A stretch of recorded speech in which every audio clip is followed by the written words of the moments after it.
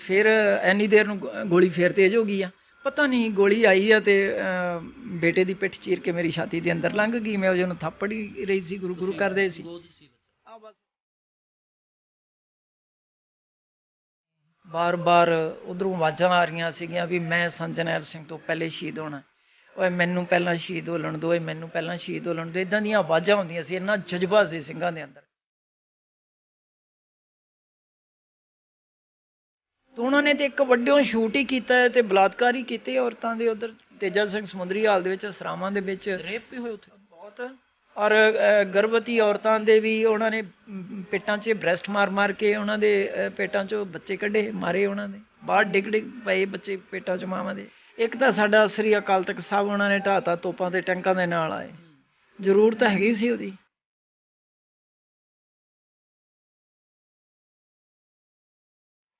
ਜਦੋਂ 1955 ਦੇ ਵਿੱਚ ਦਰਬਾਰ ਸਾਹਿਬ ਦੇ ਅੰਦਰ ਜੁੱਤੀਆਂ ਸਮੇਤ ਇਹਨਾਂ ਨੇ ਪੁਲਿਸ ਅੰਦਰ ਵਾੜੀ ਆ, ਤੇ ਉਦੋਂ ਕਿਹੜਾ ਉੱਥੇ ਸੰਤ ਬਾਬਾ ਜਰਨੈਲ ਸਿੰਘ ਜੀ ਸੀ। ਅਹਿਮਦ ਸ਼ਾਹ ਅਬਦਾਲੀ ਚੜ੍ਹ ਕੇ ਆਇਆ, ਉਦੋਂ ਕਿਹੜੇ ਸੰਤ ਬਾਬਾ ਜਰਨੈਲ ਸਿੰਘ ਜੀ ਸੀ।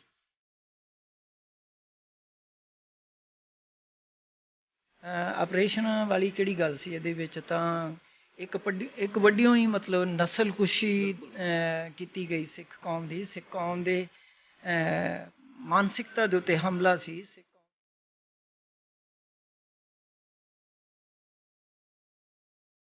देखो ये सेंटर गवर्नमेंट भी दोषी है, तो जेड़े जेड़े अंदर कौम के जेड़े सिख बाणे दे विच जेड़े चपली झाड़ो दे सिख जेड़े इत्थे बैठे सी टाउट, जेड़े दो दो कौडी दियां जथेदारियां वास्ते ते प्रधानगियां दी खातर ते चीफ मिनिस्टरियां दी खातर जिन्हां ने संत बाबा जरनैल सिंह जी ते उन्हां दे संगी साथी सारे कौम नूं एडे वड्डे जख्म दिते। अकाल तख्त साहब ढाए ढाए ढेरी करवाउण वास्ते उन्हां नूं चिट्ठियां पा के सद्दिया, वो इंदिरा गांधी नालों भी वड्डे दोषी ने।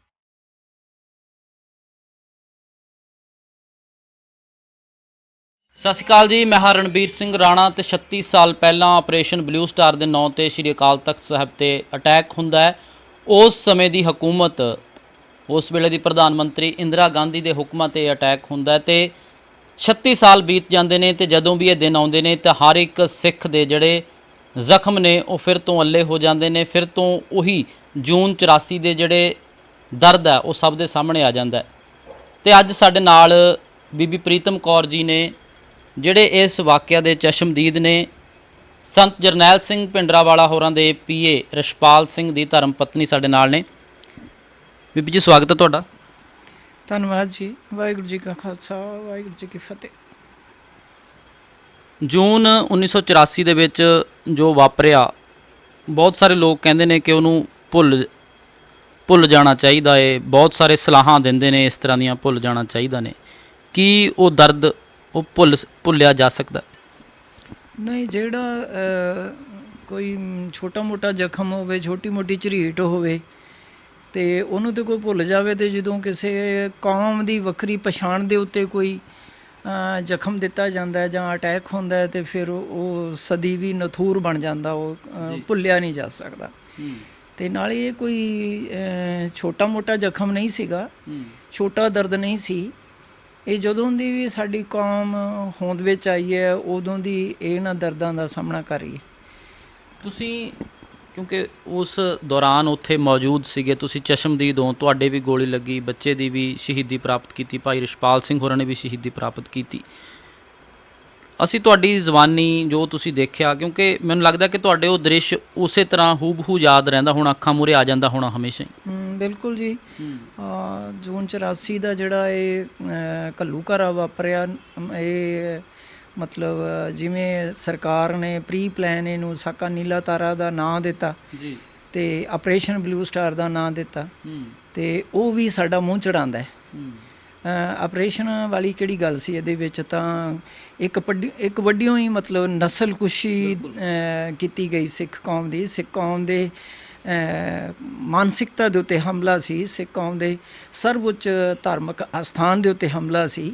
ਫਿਰ ਸਿਰਫ ਅਕਾਲ ਤਖਤ ਸਾਹਿਬ 'ਤੇ ਹਮਲਾ ਨਹੀਂ ਸੀ, ਉੱਥੇ ਸਾਡੇ ਕੌਮ ਦੇ ਆਗੂ ਦੇ ਉੱਤੇ ਹਮਲਾ ਸੀ। ਫਿਰ ਇਕੱਲਾ ਸ੍ਰੀ ਅਕਾਲ ਤਖਤ ਸਾਹਿਬ 'ਤੇ ਨਹੀਂ ਸੀ, 37 ਹੋਰ ਗੁਰਦੁਆਰਿਆਂ 'ਤੇ ਵੀ ਸੀ। ਤੇ ਇੱਕਦਮ ਮਤਲਬ ਪਹਿਲਾਂ ਹਾਲਾਤ ਇਹੋ ਜਿਹੇ ਕ੍ਰੀਏਟ ਕਰਨੇ, ਸੰਤ ਬਾਬਾ ਜਰਨੈਲ ਸਿੰਘ ਜੀ ਨੂੰ ਉਹਦੇ ਵਿੱਚ ਦੋਸ਼ੀ ਠਹਿਰਾਉਣਾ ਤੇ ਇਹੋ ਜਿਹੀਆਂ ਘਿਨਾਉਣੀਆਂ ਵਾਰਦਾਤਾਂ ਸਰਕਾਰ ਨੇ ਏਜੰਸੀਆਂ ਨੇ ਕਰਵਾਉਣੀਆਂ, ਫਿਰ ਇੱਥੋਂ ਤੱਕ ਉਸ ਮਾਹੌਲ ਨੂੰ ਪਹੁੰਚਾਉਣਾ ਤੇ ਫਿਰ ਦਰਬਾਰ ਸਾਹਿਬ ਦੇ ਉੱਤੇ ਇਹ ਬਹਾਨਾ ਬਣਾ ਕੇ ਵੀ ਉੱਥੇ ਅੱਤਵਾਦੀ ਨੇ ਜਾਂ ਉੱਥੇ ਵੱਖਵਾਦੀ ਨੇ, ਤੇ ਜਦ ਕਿ ਉੱਥੇ ਕੋਈ ਅੱਤਵਾਦ ਤੇ ਵੱਖਵਾਦ ਵਾਲੀ ਕੋਈ ਗੱਲ ਨਹੀਂ ਸੀ। ਆਪਣੀਆਂ ਹੱਕੀ ਮੰਗਾਂ ਵਾਸਤੇ ਉਹ ਲੜਾਈ ਲੜੀ ਜਾ ਰਹੀ ਸੀ। ਬਹੁਤ ਸਾਰੇ ਲੋਕ ਇਹ ਕਹਿ ਦਿੰਦੇ ਨੇ ਅੱਜ ਵੀ ਕਿ ਸ਼ਾਇਦ ਜੇ ਸੰਤ ਜਰਨੈਲ ਸਿੰਘ ਭਿੰਡਰਾਂਵਾਲੇ ਉੱਥੇ ਨਾ ਹੁੰਦੇ, ਸ਼੍ਰੀ ਅਕਾਲ ਤਖਤ ਸਾਹਿਬ ਤੇ ਨਾ ਹੁੰਦੇ, ਤਾਂ ਸ਼ਾਇਦ ਇਹ ਅਟੈਕ ਨਾ ਹੁੰਦਾ। ਮੰਨਦੇ ਹੋ ਇਸ ਗੱਲ ਨੂੰ ਤੁਸੀਂ? ਬਿਲਕੁਲ ਨਹੀਂ। ਜਦੋਂ 1955 ਦੇ ਵਿੱਚ ਦਰਬਾਰ ਸਾਹਿਬ ਦੇ ਅੰਦਰ ਜੁੱਤੀਆਂ ਸਮੇਤ ਇਹਨਾਂ ਨੇ ਪੁਲਿਸ ਅੰਦਰ ਵਾੜੀ ਆ, ਤੇ ਉਦੋਂ ਕਿਹੜਾ ਉੱਥੇ ਸੰਤ ਬਾਬਾ ਜਰਨੈਲ ਸਿੰਘ ਜੀ ਸੀ? ਅਹਿਮਦ ਸ਼ਾਹ ਅਬਦਾਲੀ ਚੜ੍ਹ ਕੇ ਆਇਆ, ਉਦੋਂ ਕਿਹੜੇ ਸੰਤ ਬਾਬਾ ਜਰਨੈਲ ਸਿੰਘ ਜੀ ਸੀ? ਇਹ ਤਾਂ ਜਦੋਂ ਦਾ ਵੀ ਸ੍ਰੀ ਅਕਾਲ ਤਖਤ ਸਾਹਿਬ ਜਿਹੜਾ ਸਿੱਖਾਂ ਦਾ ਸਰਵਉੱਚ ਧਾਰਮਿਕ ਸਥਾਨ ਹੈ, ਮੀਰੀ ਤੇ ਪੀਰੀ ਦਾ ਚਿੰਨ੍ਹ, ਤੇ ਉਦੋਂ ਦਾ ਹੀ ਇਹਨਾਂ ਦੀਆਂ ਨਜ਼ਰਾਂ ਦੇ ਵਿੱਚ ਰੜਕ ਰਿਹਾ, ਉਦੋਂ ਦਾ ਹੀ ਇਹਨਾਂ ਨੇ ਆਡਾ ਲਿਆ ਹੋਇਆ, ਉਦੋਂ ਦਾ ਹੀ ਮੱਥਾ ਲਾਇਆ ਹੋਇਆ। ਅੱਜ ਕਿਹੜੀ ਕੋਈ ਨਵੀਂ ਗੱਲ ਹੋਈ ਆ? ਠੀਕ ਹੈ। ਇਹ ਦਿਨ ਜਦੋਂ ਆਉਂਦੇ ਨੇ ਘੱਲੂਘਾਰੇ ਦੇ ਵਜੋਂ ਅਸੀਂ ਇਹਨਾਂ ਦਿਨਾਂ ਨੂੰ ਯਾਦ ਕਰਦੇ ਹਾਂ, 1 ਜੂਨ ਤੋਂ 6 ਜੂਨ ਤੱਕ ਤੁਸੀਂ ਉੱਥੇ ਮੌਜੂਦ ਸੀਗੇ। ਪਹਿਲੇ ਦਿਨ ਗੋਲੀਬਾਰੀ ਦੀ ਸ਼ੁਰੂਆਤ ਕਦੋਂ ਹੁੰਦੀ ਹੈ? ਕਦੋਂ ਪਹਿਲੀ ਗੋਲੀ ਜਦੋਂ ਚਲਾਈ ਜਾਂਦੀ ਹੈ ਫੌਜ ਦੇ ਵੱਲੋਂ, ਜਦੋਂ ਘੇਰਾ ਪੈ ਜਾਂਦਾ? ਉਹ ਰਾਣੇ ਜੀ 1 ਜੂਨ ਨੂੰ ਇਹਨਾਂ ਨੇ ਪਹਿਲਾਂ ਦੇਖਿਆ, ਟੈਸਟ ਕੀਤਾ ਆ ਵੀ ਇਹ ਦੇਖਿਆ ਜਾਵੇ ਵੀ ਅੰਦਰ ਕਿਹੋ ਜਿਹੀ ਇਹਨਾਂ ਦੀ ਤਿਆਰੀ ਹੈਗੀ ਆ ਤੇ ਕਿੱਦਾਂ ਦਾ ਇਹਨਾਂ ਕੋਲ ਅਸਲਾ ਹੈਗਾ, ਕਿੱਥੇ ਕਿੱਥੇ ਇਹਨਾਂ ਦੇ ਮੋਰਚੇ ਹੈਗੇ ਆ। ਉਹਦੇ ਵਾਸਤੇ ਇਹਨਾਂ ਨੇ ਟੈਸਟਿੰਗ ਵਾਸਤੇ 1 ਤਰੀਕ ਨੂੰ ਇਹਨਾਂ ਨੇ 11 ਕੁ ਵਜੇ ਗੋਲੀ ਸ਼ੁਰੂ ਕੀਤੀ ਹੈ, ਜਿਵੇਂ ਕੱਲ੍ਹ ਲੰਘਿਆ 1 ਜੂਨ ਜੀ, ਤੇ ਫਿਰ ਰਾਤ ਦੇ 9 ਵਜੇ ਤੱਕ ਚੱਲਦੀ ਰਹੀ ਹੈ। ਉਹਦੇ ਵਿੱਚ ਭਾਈ ਮਹਿੰਗਾ ਸਿੰਘ ਹੁਣੀ ਸ਼ਹੀਦ ਹੋ ਗਏ ਨੇ, ਹੋਰ ਸ਼ਹੀਦੀਆਂ ਹੋਈਆਂ ਨੇ। ਤੇ ਫਿਰ ਉਸ ਤੋਂ ਬਾਅਦ ਇਹਨਾਂ ਨੇ 2 ਤੇ 3 ਤਰੀਕ ਨੂੰ ਗੁਰੂ ਅਰਜਨ ਦੇਵ ਜੀ ਦਾ ਗੁਰਪੁਰਬ ਸੀਗਾ। ਜੇ ਪਲੈਨਿੰਗ ਨਹੀਂ ਸੀ ਤੇ ਫਿਰ 2 ਤੇ 3 ਤਰੀਕ ਨੂੰ ਵੱਧ ਤੋਂ ਵੱਧ ਸੰਗਤ ਗੁਰਦੁਆਰਾ ਸਾਹਿਬ ਦੇ ਅੰਦਰ ਆਉਣ ਦਿੱਤੀ ਗਈ ਗੁਰਪੁਰਬ ਦੇ ਉੱਤੇ। ਤਾਂ ਇੱਕ ਮੋਰਚਾ ਚੱਲ ਰਿਹਾ ਸੀ, ਇੱਕ ਤਾਂ ਜੱਥਾ ਗ੍ਰਿਫਤਾਰੀ ਦੇ ਕੇ ਰਿਹਾ ਹੋ ਕੇ ਜੇਲ੍ਹ ਚੋਂ ਤੇ ਦਰਬਾਰ ਸਾਹਿਬ ਆ ਗਿਆ ਸੀਗਾ, ਤੇ ਇੱਕ ਗ੍ਰਿਫਤਾਰੀ ਦੇਣ ਵਾਸਤੇ ਆਇਆ ਸੀ। ਤੇ ਹੋਰ ਸੰਗਤ ਜਿਹੜੀ ਆਮ ਜਿਹੜੀ ਗੁਰਪੁਰਬ ਦੇ ਕਰਕੇ ਆਈ ਸੀਗੀ, ਉਹ ਸਾਰੀ ਵੱਧ ਤੋਂ ਵੱਧ ਸੰਗਤ ਅੰਦਰ ਇਕੱਠੀ ਕੀਤੀ ਗਈ। ਤੇ ਇਸ ਘਟਨਾ ਨੂੰ ਅੰਜਾਮ ਦੇਣ ਵਾਸਤੇ, ਸਿੱਖਾਂ ਦੀ ਨਸਲਕੁਸ਼ੀ ਵਾਸਤੇ ਉਹ ਸਾਰੀ ਗਰਾਊਂਡ ਤਿਆਰ ਕੀਤੀ ਗਈ। ਅਨਾਊਂਸਮੈਂਟਸ ਹੋਈਆਂ, ਕਿਉਂਕਿ ਸਰਕਾਰ ਕਹਿੰਦੀ ਹੈ ਜਾਂ ਉਸ ਵੇਲੇ ਦੇ ਅਫਸਰ ਕਹਿੰਦੇ ਨੇ ਕਿ ਅਸੀਂ ਵਾਰ-ਵਾਰ ਇਹ ਕਹਿੰਦੇ ਰਹੇ ਕਿ ਜਿਹੜੀ ਸੰਗਤ ਬਾਹਰ ਆਉਣਾ ਚਾਹੁੰਦੀ ਹੈ ਉਹ ਵਾਪਸ ਆ ਜਾਵੇ, ਬਾਹਰ ਆ ਜਾਵੇ। ਇਸ ਤੋਂ ਪਹਿਲੇ ਕੋਈ ਅਨਾਊਂਸਮੈਂਟ ਨਹੀਂ ਹੋਈ। ਨੋ, 1 ਤਰੀਕ ਨੂੰ ਜਦੋਂ ਇਹਨਾਂ ਨੇ ਗੋਲੀ ਚਲਾਈ ਹੈ ਇਹਨਾਂ ਨੇ ਟੈਸਟਿੰਗ ਵਾਸਤੇ, ਤੇ ਉਹ ਮੈਂ ਤੁਹਾਨੂੰ ਦੱਸ ਦਿੱਤਾ ਵੀ ਇਹਨਾਂ ਨੇ ਕਿਉਂ ਚਲਾਈ। ਤੇ ਤਿਆਰੀ ਇਹਨਾਂ ਦੀ ਪਹਿਲੇ ਦੀ ਪੂਰੀ ਹੋਈ ਸੀ। ਜਦੋਂ ਅਜੇ ਸੰਤ ਬਾਬਾ ਜਰਨੈਲ ਸਿੰਘ ਜੀ ਮਹਿਤਾ ਗੁਰਦੁਆਰਾ ਗੁਰਦਰਸ਼ਨ ਪ੍ਰਕਾਸ਼ ਦੇ ਵਿੱਚ ਸਨ, ਤੇ ਉਦੋਂ ਚਕਰਾਤਾ ਦੀਆਂ ਪਹਾੜੀਆਂ ਦੇ ਉੱਤੇ ਜਾ ਕੇ ਤੇ ਹਰਿਮੰਦਰ ਸਾਹਿਬ ਦਾ ਦਰਬਾਰ ਸਾਹਿਬ ਦਾ ਮਾਡਲ ਬਣਾ ਕੇ ਤੇ ਉੱਥੇ ਤਿਆਰੀ ਕਰਵਾਈ ਜਾ ਰਹੀ ਸੀ, ਫੌਜ ਨੂੰ ਟ੍ਰੇਨਿੰਗ ਦਿੱਤੀ ਜਾ ਰਹੀ ਸੀ, ਰਿਹਰਸਲ ਹੋ ਰਹੀ ਸੀ। ਜਰਨਲ ਕੁਲਦੀਪ ਸਿੰਘ ਬਰਾੜ ਦੀਆਂ ਇੰਟਰਵਿਊਜ਼ ਜਦੋਂ ਸੁਣਦੇ ਹਾਂ, ਉਹਦੇ ਕਿਤਾਬਾਂ ਜਦੋਂ ਪੜ੍ਹਦੇ ਹਾਂ, ਤਾਂ ਉਹ ਕਹਿੰਦੇ ਨੇ ਕਿ ਮੇਰਾ ਵਿਆਹ ਹੋਇਆ ਸੀ, ਮੈਂ ਹਨੀਮੂਨ ਤੇ ਜਾ ਰਿਹਾ ਸੀ, ਮੇਰੀ ਟਿਕਟ ਬੁੱਕ ਸੀ, ਮੈਨੂੰ ਅਚਾਨਕ ਫੋਨ ਆਉਂਦਾ, ਮੈਨੂੰ ਚੰਡੀ ਮੰਦਿਰ ਲੈ ਜਾਇਆ ਜਾਂਦਾ, ਜੋ ਚੰਡੀ ਇੱਥੇ ਜੋ ਹੈਗੀ ਹੈ ਆਰਮੀ ਦਾ ਪੁਆਇੰਟ ਹੈ, ਫਿਰ ਇੱਥੋਂ ਉੱਥੇ ਜਾਣਾ ਪੈਂਦਾ। ਮਤਲਬ ਅਚਾਨਕ ਹੋਇਆ ਉਹਦਾ ਕਹਿਣਾ। ਤੁਸੀਂ ਕਹਿ ਰਹੇ ਹੋ ਜਿਸ ਤਰ੍ਹਾਂ ਕਿ ਦੇਹਰਾਦੂਨ ਦੀਆਂ ਚਕਰਾਤਾ ਦੀਆਂ ਪਹਾੜੀਆਂ ਦੇ ਵਿੱਚ ਇਹ ਹੁੰਦਾ ਰਿਹਾ। ਇਹਦੇ ਵਿੱਚ ਕੋਈ ਸ਼ੱਕ ਹੈ ਵੀ ਹੁਣ ਤਾਂ ਸਾਰਾ ਕੁਝ ਨੈੱਟ ਤੇ ਪਿਆ, ਹੁਣ ਤੇ ਹਰ ਚੀਜ਼ ਨੰਗੀ ਹੋ ਗਈ ਆ, ਹੈ ਨਾ। ਤੇ ਜਦੋਂ ਮਾਹੌਲ ਇੱਦਾਂ ਦਾ ਕ੍ਰੀਏਟ ਕੀਤਾ ਗਿਆ, ਇਹਨਾਂ ਲੋਕਾਂ ਨੂੰ ਆਫਰਾਂ ਆਈਆਂ ਨੇ, ਤੇ ਇਹਨਾਂ ਨੇ ਜੇ ਇਹਨਾਂ ਨੂੰ ਇਹ ਹੁੰਦਾ ਵੀ ਅਚਾਨਕ ਹੋਇਆ, ਤੇ ਫਿਰ ਉਸ ਵੇਲੇ ਵੀ ਤਾਂ ਕਹਿ ਸਕਦੇ ਸੀ ਵੀ ਨਹੀਂ, ਅਸੀਂ ਰੱਬ ਦੇ ਘਰ ਦੇ ਉੱਤੇ ਅਸੀਂ ਹਮਲਾ ਨਹੀਂ ਕਰ ਸਕਦੇ। ਰੱਬ ਦੇ ਘਰ ਦੇ ਵਿੱਚ ਹਰ ਮਨੁੱਖ ਡਰ ਕੇ ਉੱਧਰ ਨੂੰ ਕਦਮ ਪੁੱਟਦਾ, ਘਰ ਤੋਂ ਵੀ। ਤਾਂ ਉੱਥੇ ਜੁੱਤੀਆਂ ਸਮੇਤ ਜਾ ਕੇ ਫੌਜ ਟੈਂਕਾਂ ਤੇ ਤੋਪਾਂ ਦੇ ਨਾਲ ਚਾੜੀ ਆ ਤੇ ਉਹਨੂੰ ਤਹਿਸ ਨਹਿਸ ਕਰ ਦਿੱਤਾ ਬਿਲਡਿੰਗ ਨੂੰ। ਤੇ ਜੇ ਸੰਤ ਬਾਬਾ ਜਰਨੈਲ ਸਿੰਘ ਜੀ ਨੂੰ ਇਹਨਾਂ ਨੇ ਅਰੈਸਟ ਕਰਨਾ ਸੀਗਾ ਤੇ ਹੋਰ ਬੜੇ ਤਰੀਕੇ ਸੀ। ਗੁਰੂ ਗੋਬਿੰਦ ਸਿੰਘ ਜੀ ਨੇ ਇੱਥੇ ਘੇਰੇ ਦੇ ਵਿੱਚ ਰਹੇ ਸੀਗੇ, ਚਮਕੌਰ ਸਾਹਿਬ। ਤੋ ਇਹ ਕੁਲਦੀਪ ਬਰਾੜ ਨੂੰ ਵੀ ਜਿਹੜੀ ਉਹਦੀ ਸ਼ਖਸੀਅਤ ਹੈ ਉਹਨੂੰ ਸ਼ੋਭਾ ਨਹੀਂ ਦਿੰਦੀ। ਦੁਸ਼ਟ ਹੈ, ਇਹ ਕੌਮ ਦਾ ਦੋਸ਼ੀ ਹੈ, ਪਾਪੀ ਹੈ, ਜਿਨ੍ਹਾਂ ਨੇ ਪਾਪ ਕੀਤਾ ਹੈ ਉਹਨਾਂ ਦਾ ਕਦੀ ਪਾਪ ਧੁੱਪ ਨਹੀਂ ਸਕਦਾ। ਬੀਬੀ ਜੀ, ਤੁਹਾਨੂੰ ਉੱਥੇ ਤੁਸੀਂ ਸੀਗੇ ਮੌਜੂਦ, ਤੁਹਾਡਾ ਜਿਸ ਤਰ੍ਹਾਂ ਦੱਸਦੇ ਆ ਜਾਂ ਤੁਸੀਂ ਵੀ ਸਾਨੂੰ ਦੱਸੋਗੇ ਕਿ 18 ਕੁ ਦਿਨ ਦਾ ਬੱਚਾ ਸੀਗਾ, ਤੇ ਤੁਹਾਨੂੰ ਲੱਗਿਆ ਨਹੀਂ ਕਿ ਤੁਸੀਂ ਇੱਥੋਂ ਚਲੇ ਜਾਓ, ਜਾਂ ਸੰਤਾਂ ਨੇ ਕਿਹਾ ਹੋਵੇ ਜਾਂ ਤੁਹਾਡੇ ਪਰਿਵਾਰ ਨੇ ਕਿਹਾ ਹੋਵੇ ਕਿ, ਕਿਉਂਕਿ ਬਹੁਤ ਸਾਰੇ ਲੋਕ ਉੱਥੇ ਆਏ ਵੀ ਨੇ ਉਹਨਾਂ ਦਿਨਾਂ ਦੇ ਵਿੱਚ, ਬਹੁਤ ਸਾਰੇ ਲੋਕ ਸ਼੍ਰੀ ਅਕਾਲ ਤਖਤ ਸਾਹਿਬ, ਸ਼੍ਰੀ ਦਰਬਾਰ ਸਾਹਿਬ ਤੋਂ ਬਾਹਰ ਵੀ ਆਏ ਨੇ। ਦੇਖੋ ਰਾਣਾ ਜੀ, ਇਹ ਜਿਹੜਾ ਸਿੱਖ ਕਮਿਟਡ ਹੈਗਾ ਨਾ, ਜਿਹੜਾ ਗੁਰੂ ਦੀ ਆਗਿਆ ਦੇ ਵਿੱਚ ਚੱਲਦਾ, ਸਾਡੇ ਗੁਰੂ ਦਾ ਹੀ ਸਾਨੂੰ ਹੁਕਮ ਹੈ ਵੀ ਪਹਿਲਾਂ ਮਰਨ ਕਬੂਲ ਜੀਵਨ ਕੀ ਛੜਿਆਸ ਹੋ, ਸਭਨਾ ਕੀ ਰੇਣਕਾ ਤੋਂ ਆਓ ਹਮਾਰੇ ਪਾਸ। ਪਹਿਲਾਂ ਹੀ ਅਸੀਂ ਮੌਤ ਦੇ ਭੈ ਤੋਂ ਜੇ ਮੁਕਤ ਨਹੀਂ ਹੁੰਦੇ ਤੇ ਅਸੀਂ ਮਤਲਬ ਜ਼ਿੰਦਗੀ ਨਹੀਂ ਜੀ ਰਹੇ। ਤਾਂ ਇਸ ਵਾਸਤੇ ਜਿਹੜੇ ਕਮਿਟਡ ਸਿੱਖ ਹੁੰਦੇ ਨੇ ਨਾ, ਉਹ ਮੌਤ ਤੋਂ ਨਹੀਂ ਡਰਦੇ। ਤੇ ਜਦੋਂ ਸਾਨੂੰ ਦਿਸ ਰਿਹਾ 1 ਸਾਲ ਪਹਿਲਾਂ ਤੋਂ ਸੰਤ ਬਾਬਾ ਜਰਨੈਲ ਸਿੰਘ ਜੀ ਮੋਰਚਾ ਲੱਗਿਆ ਹੋਇਆ ਤੇ ਉਹ ਕਹਿ ਰਹੇ ਨੇ ਬਈ ਦਰਬਾਰ ਸਾਹਿਬ ਦੇ ਉੱਤੇ ਹਮਲਾ ਹੋਣਾ ਹੀ ਹੋਣਾ ਹੈ, ਕਿਉਂਕਿ ਇੰਦਰਾ ਬਜ਼ਿਦਿਆ ਉਹਨੇ ਸਾਨੂੰ ਦੇਣਾ ਕੁਝ ਨਹੀਂ ਹੈਗਾ।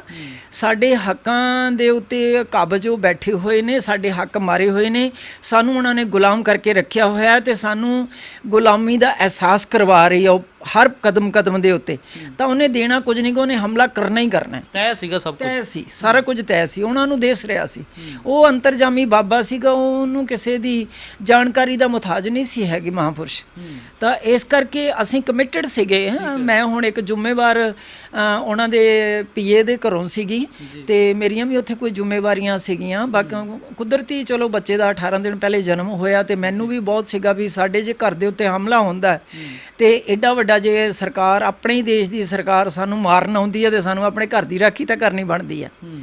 ਤਾਂ ਮੈਂ ਵੀ ਇੱਕ ਸਿੱਖਿਆ, ਅਣਖੀ ਸਿੱਖਿਆ। ਮਹਾਰਾਜ ਕਹਿੰਦੇ ਜੇ ਜੀਵੇ ਪਤ ਲੱਥੀ ਜਾਏ, ਸਭ ਹਰਾਮ ਜੇਤਾ ਖਿਸ਼ਕਾਏ। ਤਾਂ ਸਾਡੇ ਅੰਦਰ ਕਿਹੜੀ ਰੋਟੀ ਲੰਘਦੀ ਸੀ ਫਿਰ। ਅੱਛਾ, ਕੀ ਕੁਝ ਵਾਪਰਿਆ ਜਿਸ ਦਿਨ, ਹੁਣ ਜਦੋਂ 1 ਜੂਨ ਦੀ ਗੱਲ ਤੁਸੀਂ ਕੀਤੀ, 2 ਤੇ 3 ਜੂਨ ਦੀ ਗੱਲ ਕੀਤੀ ਹੈ, ਤਾਂ ਟੈਂਕਾਂ ਤੋਪਾਂ ਨਾਲ ਹਮਲਾ ਕਿਉਂ ਕਰਨਾ ਪਿਆ? ਕਦੋਂ ਇਸ ਦੀ ਸ਼ੁਰੂਆਤ ਹੁੰਦੀ ਹੈ? ਫਿਰ ਟੈਂਕ ਕਦੋਂ ਅੰਦਰ ਲਿਜਾਏ ਜਾਂਦੇ ਨੇ? ਟੈਂਕ ਤੇ ਰਾਣਾ ਜੀ ਇਹਨਾਂ ਨੇ ਪਹਿਲਾਂ 1 ਤਰੀਕ ਨੂੰ ਜਦੋਂ ਗੋਲੀਬਾਰੀ ਬੰਦ ਹੋਈ ਆ, ਫਿਰ 2 ਤੇ 3 ਤਰੀਕ ਨੂੰ ਇਹਨਾਂ ਵੱਧ ਤੋਂ ਵੱਧ ਸੰਗਤ ਅੰਦਰ ਵਾੜੀ ਆ ਤੇ ਸ਼ਰਧਾ ਵਸ ਸੰਗਤ ਹੈ। ਉਹਨਾਂ ਨੇ ਸੋਚਿਆ, ਸੰਗਤ ਭੋਲੀ ਭਾਲੀ ਨੇ ਵੀ 1 ਤਰੀਕ ਨੂੰ ਜਦੋਂ ਗੋਲੀ ਬੰਦ ਹੋ ਗਈ ਤਾਂ ਉਹਨਾਂ ਨੇ ਸੋਚਿਆ ਵੀ ਐਸ ਕਦਰ ਨਹੀਂ ਗਿਰ ਜਾਊਗੀ ਸਰਕਾਰ, ਕਿਉਂਕਿ ਇਸ ਦੇਸ਼ ਨੂੰ ਅਸੀਂ ਆਜ਼ਾਦ ਕਰਵਾਇਆ। ਅਸੀਂ 93% ਕੁਰਬਾਨੀਆਂ ਕੀਤੀਆਂ। ਅਸੀਂ ਨੇਕ ਨੀਅਤ ਦੇ ਨਾਲ ਸਰਬੱਤ ਦਾ ਭਲਾ ਮੰਗਣ ਵਾਲੀ ਕੌਮ ਨੇ ਕਦੀ ਪਿੱਠ ਨਹੀਂ ਦਿਖਾਈ ਸੀ। ਤੇ ਜਿਹੜੇ ਦੇਸ਼ ਨੂੰ ਅਸੀਂ ਖੁਦ ਆਜ਼ਾਦ ਕਰਾਇਆ ਸੀ ਤੇ ਉਸ ਦੇਸ਼ ਦੀ ਫੌਜ ਤੋਂ ਜਾਂ ਉਸ ਦੇਸ਼ ਦੇ ਹੁਕਮਰਾਨ ਤੋਂ ਸਾਨੂੰ ਇਹ ਆਸ ਨਹੀਂ ਸੀ ਵੀ ਕੋਈ ਗੁਰਦੁਆਰਾ ਸਾਹਿਬ ਤੇ ਐਵੇਂ ਹਮਲਾ ਕਰੇ ਜਿਵੇਂ ਕੋਈ ਹਮਲਾ ਕਰੂ, ਵਿਰੋਧੀ ਦੇਸ਼ ਤੇ ਕਰਨਾ ਹੁੰਦਾ। ਹਾਂ, ਤੇ ਉਹ ਫਿਰ ਜਿਵੇਂ ਹੁਣ ਮਹਾਂਪੁਰਸ਼ਾਂ ਨੇ ਵੀ ਅੱਗੋਂ ਉਹਨਾਂ ਨੇ ਕਿਹਾ ਹੀ ਸੀਗਾ, ਜਿਵੇਂ ਜਿਵੇਂ ਉਹਨਾਂ ਨੂੰ ਚੈਲੰਜ ਆਉਂਦੇ ਸੀ ਉਹ ਕਬੂਲਦੇ ਸੀ। ਉਹਨਾਂ ਨੇ ਕਿਹਾ ਵੀ ਤਾਂ ਮੈਂ ਵੀ ਟਰੱਕ ਭਰ ਕੇ ਤੋਰਾਂਗਾ, ਲੋਹੇ ਦੇ ਚਣੇ ਚਬਾਵਾਂਗਾ। ਸਾਨੂੰ ਉਹਦੇ ਤੇ ਭਰੋਸਾ ਸੀਗਾ ਵੀ ਇੱਕੋ ਇੱਕ ਵਾਹਦ ਕੌਮ ਦਾ ਜਥੇਦਾਰ, ਜਰਨੈਲ ਤੇ ਆਗੂ ਦੇ ਰੂਪ ਦੇ ਵਿੱਚ ਸਾਨੂੰ ਮਿਲਿਆ ਹੈ ਵੀ ਜਿਹੜਾ ਕਥਨੀ ਤੇ ਕਰਨੀ ਦਾ ਪੂਰਾ ਸੂਰਬੀਰ ਯੋਧਾ ਹੈ ਤੇ ਇਹ ਕਦੀ ਝੂਠ ਨਹੀਂ ਬੋਲ ਸਕਦਾ ਤੇ ਇਹ ਆਪਣੇ ਮੈਦਾਨ ਛੱਡ ਕੇ ਭੱਜਣ ਵਾਲਾ ਨਹੀਂ ਹੈਗਾ। ਕੌਮ ਨੇ ਉਹਦੇ ਤੇ ਭਰੋਸਾ ਕੀਤਾ ਸੀ। ਕੁਝ ਸਿੰਘਾਂ ਨੇ ਕਦੇ ਕਿਹਾ ਭਾਈ ਸਾਹਿਬ ਸੰਤ ਜਰਨੈਲ ਸਿੰਘ ਭਿੰਡਰਾਂ ਵਾਲੇ ਹੋਰਾਂ ਨੂੰ ਕਿ ਤੁਸੀਂ ਚਲੇ ਜਾਓ, ਤੁਹਾਡੀ ਲੋੜ ਹੈਗੀ ਹੈ? ਬਹੁਤ ਵਾਰ ਇਸ ਤਰ੍ਹਾਂ ਹੁੰਦਾ, ਕੋਈ ਪਹਿਲਾਂ ਮੀਟਿੰਗਾਂ ਜਾਂ ਸਲਾਹਾਂ ਇਸ ਤਰ੍ਹਾਂ ਦੀਆਂ ਹੋਈਆਂ, ਜਾਂ ਉਹਨਾਂ ਨੇ ਧਾਰ ਲਿਆ ਸੀਗਾ ਕਿ ਉਹ ਇੱਥੇ ਹੀ ਰਹਿਣਗੇ, ਇੱਥੇ ਸ਼ਹੀਦ ਹੋਣਗੇ, ਇਹਦੀ ਸ਼ਹੀਦੀ ਪ੍ਰਾਪਤ ਕਰਨਗੇ? ਰਿਸ਼ਪਾਲ ਸਿੰਘ ਉਹਨਾਂ ਨੇ ਨਹੀਂ, ਸੰਤ ਜਰਨੈਲ ਸਿੰਘ ਭਿੰਡਰਾਂ ਹੋਰਾਂ ਦੀ ਗੱਲ ਕਰ ਨਹੀਂ, ਸੰਤ ਜਰਨੈਲ ਸਿੰਘ ਉਹਨਾਂ ਨੇ ਉਸ ਵੇਲੇ 3 ਤਰੀਕ ਨੂੰ ਤੇ ਕਿਹਾ ਹੈ ਉਹਨਾਂ ਨੇ। ਬਾਕੀ ਜਿਹੜੇ ਕਿਹਾ ਵੀ ਜਿਹਨਾਂ ਨੇ ਜਾਣਾ ਹੈ ਉਹ ਜਾ ਸਕਦੇ ਨੇ, ਅਸੀਂ ਤਾਂ ਆਖਰੀ ਦਮ ਤੱਕ ਲੜਾਂਗੇ ਜੀ। ਵੀ ਸਰਕਾਰ ਫੌਜ ਆ ਗਈ ਹੈ, 1,30,000 ਫੌਜ ਇਕੱਲੇ ਦਰਬਾਰ ਸਾਹਿਬ ਨੂੰ ਘੇਰਾ ਪਾ ਕੇ ਬੈਠੀ ਹੋਈ ਸੀ। ਤਾਂ ਫਿਰ ਨਿਸ਼ਚੈ ਹੀ ਸੀਗਾ ਵੀ ਹਮਲਾ ਹੋਣਾ ਹੀ ਹੋਣਾ। ਤੇ ਕੁਛ ਇੱਕ ਜਿਹੜੇ ਕਮਜ਼ੋਰ ਭੈਣ ਭਰਾ ਸੀਗੇ, ਜਿਹੜੀ ਸੰਗਤ ਸੀਗੀ, ਉਹ ਵਿੱਚੋਂ ਗਏ ਵੀ ਨੇ, ਚਲੇ ਵੀ ਗਏ ਨੇ। ਲੜਨ ਵਾਲੇ ਬਹੁਤ ਥੋੜੇ ਰਹਿ ਗਏ, ਕੋਈ 100 ਬੰਦਾ ਅੰਦਰ ਰਹਿ ਗਿਆ ਜਿਹੜਾ ਲੜ ਮਰਿਆ ਹੈ। ਬਾਕੀ ਤਾਂ ਸਾਰੇ ਆਮ ਜਨਤਾ ਹੀ ਸੀਗੀ ਜਿਹੜੀ ਉਹਨਾਂ ਨੇ ਜਾਣ ਬੁੱਝ ਕੇ ਇਕੱਠੀ ਕਰਕੇ ਵੱਧ ਤੋਂ ਵੱਧ ਸਾਨੂੰ ਦਰਦ ਦੇਣ ਵਾਸਤੇ ਮਾਰੀ। ਅੱਛਾ, ਤੇ ਬੇਟੇ ਦਾ ਨਾਮ ਕੀ ਰੱਖਿਆ? ਕਿਵੇਂ ਰੱਖ ਹੋਇਆ? ਕਿੰਨੇ ਦਿਨ ਪਹਿਲਾਂ ਜਨਮ ਹੋਇਆ? ਇਹ ਕਿਵੇਂ ਹੋਇਆ ਸਾਰਾ ਕੁਝ? ਇਹ 19 ਮਈ 1984 ਨੂੰ ਬੇਟੇ ਦਾ ਜਨਮ ਹੋਇਆ ਤੇ ਜਿਸ ਦਿਨ 4 ਜੂਨ ਨੂੰ ਅਟੈਕ ਹੁੰਦਾ ਤੇ ਮੈਂ ਵੀ ਅੰਦਰ ਹੀ ਸੀਗੀ ਦਰਬਾਰ ਸਾਹਿਬ ਹੀ, ਕਿਉਂਕਿ ਮੈਂ ਤਾਂ ਕਮਿਟਡ ਸਿੱਖਿਆ, ਅੱਜ ਵੀ ਹਾਂ, ਉਦੋਂ ਵੀ ਸੀ ਤੇ ਗਾਂ ਵੀ ਰਵਾਂਗੀ। ਬੱਚੇ ਨਾਲ ਮੋਹ ਹੁੰਦਾ ਨਾ? ਬੱਚੇ ਨਾਲ ਨੋ ਦੇਖੋ, ਬੱਚੇ ਨਾਲ ਮੋਹ ਜੇ ਦੇਖੋ, ਹੁਣ ਜਿਵੇਂ ਮੈਂ ਬਾਬਾ ਬੰਦਾ ਸਿੰਘ ਬਹਾਦਰ ਦਾ ਇਤਿਹਾਸ ਪੜ੍ਹਿਆ ਸੀ। ਬਾਬਾ ਬੰਦਾ ਸਿੰਘ ਬਹਾਦਰ ਨੂੰ ਦਰਦ ਦੇਣ ਵਾਸਤੇ ਉਹਨਾਂ ਦਾ 4 ਸਾਲ ਦਾ ਬੱਚਾ ਲਿਆਂਦਾ ਆ ਜ਼ਾਲਮਾਂ ਨੇ। ਉਹਦੇ ਸਾਹਮਣੇ ਉਹਨੂੰ ਪਹਿਲਾਂ ਬਾਬਾ ਬੰਦਾ ਸਿੰਘ ਬਹਾਦਰ ਨੂੰ ਕਿਹਾ ਵੀ ਤੂੰ ਜਿਬਾ ਕਰ ਇਹਨੂੰ। ਤੇ ਜਦੋਂ ਉਹਨਾਂ ਨੇ ਕਿਹਾ ਵੀ ਮੈਂ ਤਾਂ ਦੁਸ਼ਮਣ ਦਾ ਬੱਚਾ ਜਿਬਾ ਨਹੀਂ ਕਰ ਸਕਦਾ ਤੇ ਮੈਂ ਆਪਣਾ ਬੱਚਾ ਕਿਵੇਂ ਜਿਬਾ ਕਰ ਸਕਦਾ, ਉਹਦੇ ਸਾਹਮਣੇ ਉਹਦਾ ਕਾਲਜਾ ਕੱਢਿਆ, ਬਾਬਾ ਬੰਦਾ ਸਿੰਘ ਬਹਾਦਰ ਦੇ ਮੂੰਹ ਦੇ ਵਿੱਚ ਪਾਇਆ ਗਿਆ ਵੀ ਇਹ ਕਿਸੇ ਤਰ੍ਹਾਂ ਡੋਲੇਗਾ, ਬੱਚੇ ਵੱਲ ਦੇ ਕੇ ਬੱਚੇ ਦੇ ਮੂੰਹ ਦੇ ਵਿੱਚ ਡੋਲ ਜਾਵੇਗਾ। ਤੇ ਇਹ ਇਤਿਹਾਸ ਅਸੀਂ ਪੜ੍ਹਿਆ ਹੋਇਆ ਸੀ, ਅਸੀਂ ਸਾਹਿਬਜ਼ਾਦਿਆਂ ਦਾ ਇਤਿਹਾਸ ਪੜ੍ਹਿਆ ਹੋਇਆ ਸੀ।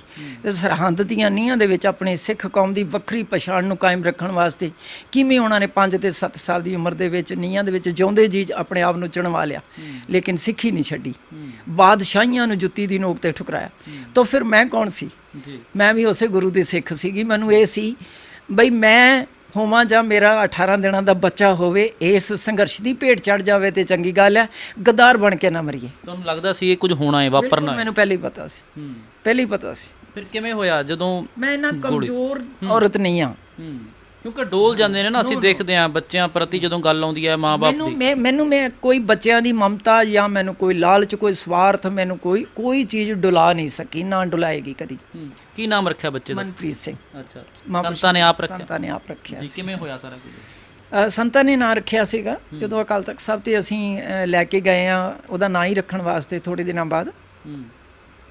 ਤੇ ਉੱਥੇ ਭਾਈ ਅਮਰੀਕ ਸਿੰਘ ਤੇ ਗੁਰਮੁਖ ਸਿੰਘ ਹੁਣੀ, ਰਾਗੀ ਰਾਮ ਸਿੰਘ ਤੇ ਇੱਕ ਹੋਰ ਭਾਈ ਰਾਮ ਸਿੰਘ ਸੀਗੇ, ਤੇ ਆਪਣਾ ਰਿਸ਼ਪਾਲ ਸਿੰਘ ਸੀ, ਇੱਕ ਬੀਬੀ ਗੁਰਬਖਸ਼ ਕੌਰ ਸੀਗੇ, ਤੇ ਭਾਈ ਅਮਰੀਕ ਸਿੰਘ।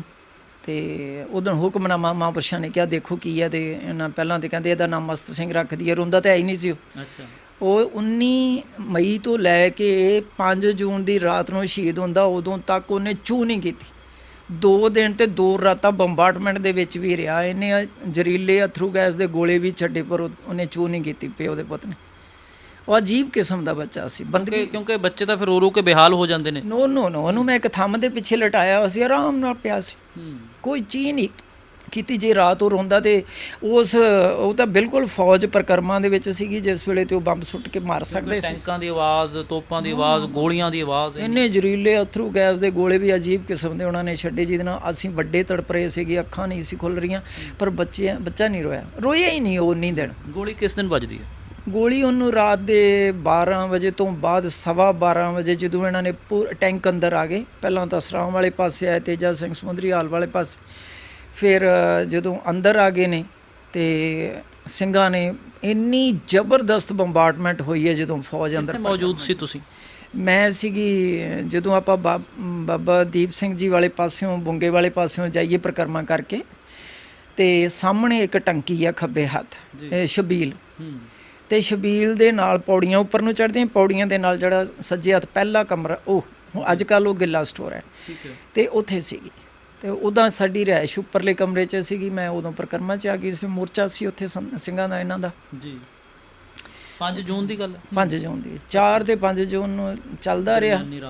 ਹਾਂਜੀ, ਨਹੀਂ 5 ਤੇ 6 ਜੂਨ ਦੀ। 5 ਤੇ 6 ਜੂਨ। ਤੇ 5 ਜੂਨ ਨੂੰ ਰਾਤ 11:30 ਵਜੇ ਤੱਕ ਇਹਨਾਂ ਨੇ ਟੈਂਕ ਰੋਕ ਕੇ ਰੱਖੇ। ਜੀ। ਬਹੁਤ ਜ਼ਬਰਦਸਤ, ਮਤਲਬ ਪਤਾ ਨਹੀਂ ਸੀ ਲੱਗ ਰਿਹਾ, ਮੀਂਹ ਵਾਂਗ ਗੋਲੀ ਵਾਰ ਰਹੇ ਸੀਗੇ, ਚੰਗਿਆੜੇ ਹੀ ਦਿਸਦੇ ਸੀਗੇ ਬਸ। ਤੇ ਫਿਰ ਇੱਕਦਮ ਜਦੋਂ ਅੰਦਰ ਲਾਈਟਾਂ ਜਗੀਆਂ ਟੈਂਕਾਂ ਦੀਆਂ, ਤੇ ਸਾਰਾ ਚਾਨਣ ਹੋ ਗਿਆ, ਫਿਰ ਦਿਸਿਆ ਸਾਨੂੰ ਵੀ ਜਿਵੇਂ ਸਾਰਾ ਹੁਣ ਮੈਂ ਅੰਦਰ ਬੈਠੀ, ਬਾਹਰ ਮੈਨੂੰ ਦਿਸ ਰਿਹਾ, ਜਦੋਂ ਖਿੜਕੀ ਦੇ ਅੱਗੇ ਤਾਂ ਬੈਠੀ ਸੀ, ਤਾਂ ਫਿਰ ਮਤਲਬ 4 'ਚ ਫਿਰ ਅੱਗਾਂ ਲੱਗੀਆਂ ਹੋਈਆਂ ਸੀ, ਚੀਕੋ ਚੜਾ ਪਿਆ ਹੋਇਆ ਸੀਗਾ। ਤੇ ਇਹਨਾਂ ਨੇ ਬਾਰ-ਬਾਰ ਉੱਧਰੋਂ ਆਵਾਜ਼ਾਂ ਆ ਰਹੀਆਂ ਸੀਗੀਆਂ ਵੀ ਮੈਂ ਸੰਜਨੈਲ ਸਿੰਘ ਤੋਂ ਪਹਿਲੇ ਸ਼ਹੀਦ ਹੋਣਾ, ਓਏ ਮੈਨੂੰ ਪਹਿਲਾਂ ਸ਼ਹੀਦ ਹੋ ਲੈਣ ਦਿਓ, ਓਏ ਮੈਨੂੰ ਪਹਿਲਾਂ ਸ਼ਹੀਦ ਹੋ ਲੈਣ ਦਿਓ। ਇੱਦਾਂ ਦੀਆਂ ਆਵਾਜ਼ਾਂ ਆਉਂਦੀਆਂ ਸੀ। ਇੰਨਾ ਜਜ਼ਬਾ ਸੀ ਸਿੰਘਾਂ ਦੇ ਅੰਦਰ ਵੀ ਦੁਸ਼ਮਣ ਚੜ੍ਹ ਕੇ ਆ ਗਿਆ, ਤੇ ਦੁਸ਼ਮਣ ਸਾਡੇ ਮਤਲਬ ਅੰਦਰ ਆ ਗਿਆ ਸਾਡੇ ਘਰ ਦੇ ਵਿੱਚ। ਜਿਸ ਪਵਿੱਤਰ ਅਸਥਾਨ ਦੇ ਉੱਤੇ ਦੂਰ ਬੈਠਾ ਕੋਈ ਵਿਦੇਸ਼ਾਂ ਦੇ ਉੱਤੇ, ਪੂਰੇ ਵਰਲਡ ਦੇ ਵਿੱਚ ਵੀ ਹਰ ਮਨੁੱਖ ਜਿਹੜਾ ਧਾਰਮਿਕ ਮਨੁੱਖ ਹੈ, ਇਨਸਾਨ ਹੈ, ਜਿਹੜਾ ਉਹ ਭੈ ਖਾਂਦਾ ਹੈ ਬੁਰਾ ਸ਼ਬਦ ਬੋਲਣ ਦੇ ਲੱਗਿਆਂ ਵੀ, ਤੇ ਉਸ ਅਸਥਾਨ ਦੇ ਅੰਦਰ ਸ਼ਰਾਬੀ ਹੋਏ ਫੌਜ ਦੇ ਬੰਦੇ ਤੇ ਸਿੱਟਾਂ ਤੇ ਬੀੜੀਆਂ ਤੇ ਬੂਟਾਂ ਦੇ ਸਣੇ ਅੰਦਰ ਉਸ ਘਰ ਨੂੰ ਢਾਉਣ ਆ ਗਏ ਸੀ। ਤਾਂ ਮੈਂ ਫਿਰ ਜਦੋਂ ਦੇਖਿਆ ਵੀ ਟੈਂਕ ਸਾਡੇ ਕਮਰੇ ਦੇ ਅੱਗੋਂ ਦੀ ਲੰਘ ਗਏ, ਵੀ ਬੁਲਟ ਪ੍ਰੂਫ ਸੀਗੇ ਟੈਂਕ, ਤੇ ਕੋਈ ਪੇਸ਼ ਤਾਂ ਜਾ ਨਹੀਂ ਸੀ ਰਹੀ, ਤਾਂ ਜਦੋਂ ਲੰਘ ਗਏ ਤੇ ਫਿਰ ਮੈਨੂੰ ਇਹ ਕਹਿਣ ਲੱਗੇ, ਕਹਿੰਦੇ ਪ੍ਰੀਤਮ ਹੁਣ ਤੂੰ ਮਨਪ੍ਰੀਤ ਸਿੰਘ ਨੂੰ ਚੁੱਕ ਲਿਆ, ਤੇ ਮੌਤ ਦਰਵਾਜ਼ੇ 'ਤੇ ਖੜੀ ਆ, ਤੇ ਉਹਨੂੰ ਚੁੱਕ ਲਿਆ ਬੇਟੇ ਨੂੰ, ਹੁਣ ਆਪਣੇ ਕੋਲ ਲੈ ਆ, ਤੇ ਆਪਾਂ ਕੀਰਤਨ ਸੋਲੇ ਦਾ ਪਾਠ ਕਰੀਏ ਤੇ ਅਰਦਾਸ ਕਰੀਏ ਗੁਰੂ ਰਾਮਦਾਸ ਦੇ ਚਰਨਾਂ 'ਚ। ਤੇ ਮੈਂ ਬੇਟੇ ਨੂੰ ਜਾ ਕੇ ਜਦੋਂ ਇਹਨਾਂ ਨੇ ਟਾਰਚ ਮਾਰੀ, ਮੈਂ ਚੁੱਕਿਆ ਤੇ ਉਹ ਖੇਡਣ ਲੱਗ ਗਿਆ, ਹਨੇਰੇ 'ਚ ਖੇਡ ਰਿਹਾ ਸੀ ਆਰਾਮ ਨਾਲ। ਉਹਨੂੰ ਲਿਆ ਕੇ ਚੁੱਕ ਕੇ ਉਹਨੂੰ ਦੁੱਧ ਦੇ ਕੇ ਤੇ ਮੈਂ ਥਾਪਣ ਲੱਗ ਗਈਆਂ, ਤੇ ਇਹਨਾਂ ਨੇ ਕੀਰਤਨ ਸੋਲੇ ਦਾ ਪਾਠ ਕੀਤਾ, ਅਰਦਾਸ ਕੀਤੀ ਵੀ ਸੱਚੇ ਪਾਤਸ਼ਾਹ ਅਸੀਂ ਤੇਰੇ ਦਰ ਦੇ ਉੱਤੇ ਹਾਜ਼ਰੀ ਭਰੀ ਆ, ਤੇ ਜਿੰਨਾ ਕੁ ਅਸੀਂ ਸਾਡੇ ਤੋਂ ਹੋਇਆ ਅਸੀਂ ਵਾਹ ਲਾਈ ਹੈ, ਤੇ ਸਾਡੀ ਸੇਵਾ ਥਾਏ ਪਾਈ, ਤੇ ਸਾਡੀਆਂ ਭੁੱਲਾਂ ਚੁੱਕਾਂ ਬਖਸ਼ ਕੇ ਸਾਨੂੰ ਆਪਣੇ ਚਰਨਾਂ 'ਚ ਨਿਵਾਸ ਬਖਸ਼ੀ। ਮੌਤ ਤਾਂ ਹੁਣ ਦਰਵਾਜ਼ੇ 'ਤੇ ਖੜੀ ਆ, ਅਸੀਂ ਵੇਟ ਹੀ ਕਰ ਰਹੇ ਸੀ। ਤੇ ਫਿਰ ਇਹਨਾਂ ਨੇ ਮੈਨੂੰ ਇਹ ਵੀ ਕਿਹਾ ਵੀ ਬੋਲਿਆ ਚੱਲਿਆ ਮਾਫ਼ ਕਰੀ, ਬੇਟੇ ਦਾ ਮੱਥਾ ਚੁੰਮਿਆ, ਤੇ ਇਹ ਫਿਰ ਸਾਵਧਾਨ ਹੋ ਗਏ ਨੇ ਆਪਣਾ। ਭਾਵੁਕ ਹੋਣ ਵਾਲਾ ਸਮਾਂ ਸੀ, ਭਾਵੁਕ ਹੋਏ ਹੋਣੇ ਜਦੋਂ ਬਹੁਤ ਨੇੜਿਓਂ ਮੌਤ ਸਾਹਮਣੇ ਦਿਖ ਰਹੀ ਸੀ। ਨਹੀਂ, ਮੌਤ ਨੂੰ ਕਰੀਬ ਦੇਖ ਕੇ ਜਿਹੜਾ ਗੁਰੂ ਦਾ ਸਿੱਖ ਆ ਉਹ ਭਾਵੁਕ ਵੀ ਨਹੀਂ ਹੁੰਦਾ, ਉਹ ਰੋਂਦਾ ਵੀ ਨਹੀਂ ਤੇ ਉਹ ਡਰਦਾ ਵੀ ਨਹੀਂ। ਇਹ ਐਵੇਂ ਭੁਲੇਖਾ ਹੈ। ਜਿਹੜੇ ਕਮਿਟਡ ਸਿੱਖ ਹੁੰਦੇ ਨੇ ਨਾ, ਉਹ ਤਾਂ ਬੰਦ ਵੀ ਕਟਵਾਉਂਦੇ ਨੇ ਹੱਸ ਕੇ। ਜਿਉਂਦੇ ਜੀ ਖਲਾਮੀ ਉਤਰਵਾ ਲੈਂਦੇ ਨੇ ਤੇ ਖੁੱਪੜੀਆਂ ਵੀ ਜਿਉਂਦੇ ਜੀ ਲੱਥ ਜਾਂਦੀਆਂ ਤਾਂ ਵੀ ਸੀ ਨਹੀਂ ਕਰਦੇ। ਤਾਂ ਉਹ ਸਮਾਂ ਜਿਹੜਾ ਮੈਂ ਤੁਹਾਨੂੰ ਬਿਆਨ ਕਰ ਰਹੀ ਹਾਂ, ਇਹਦੇ ਤੋਂ ਕੁਝ ਸਿੱਖਣ ਦੀ ਲੋੜ ਆ ਵੀ ਜਿਵੇਂ ਗੁਰੂ ਦਾ ਹੁਕਮ ਆ ਵੀ ਪਹਿਲਾ ਮਰਨ ਕਬੂਲ ਜੀਵਨ ਕੀ ਛੜਿਆਸ, ਤੇ ਅਸੀਂ ਉਹਨੂੰ ਜੇ ਅਸੀਂ ਚੰਗੀ ਉਹਨੂੰ ਪ੍ਰਣਾਉਂਦੇ ਨਹੀਂ ਤੇ ਫਿਰ ਅਸੀਂ ਕਾਹਦੇ ਸਿੱਖਿਆ। ਤਾਂ ਇਹਨਾਂ ਨੇ ਅਸੀਂ ਇੱਕ ਦੂਸਰੇ ਨੂੰ ਫਤਿਹ ਬੁਲਾਈ ਆ ਤੇ ਇਹ ਫਿਰ ਮਤਲਬ ਖਿੜਕੀ ਵੱਲ ਨੂੰ ਸਿੱਧੇ ਹੋ ਗਏ ਆ। ਮੈਨੂੰ ਕਹਿੰਦੇ ਬੋਲਿਆ ਚੱਲਿਆ ਮਾਫ ਕਰੀ, ਮੈਨੂੰ ਇਹ ਗੱਲ ਕਹਿਣੀ ਚਾਹੀਦੀ, ਤੁਹਾਨੂੰ ਨਹੀਂ ਕਹਿਣੀ ਚਾਹੀਦੀ। ਮੈਂ ਕਿਹਾ ਕੋਈ ਨਹੀਂ, ਗੁਰੂ ਸਾਹਿਬ ਸਾਨੂੰ ਆਪਣੇ ਚਰਨਾਂ 'ਚ ਰੱਖਣ, ਮੈਂ ਕੋਈ ਨਹੀਂ।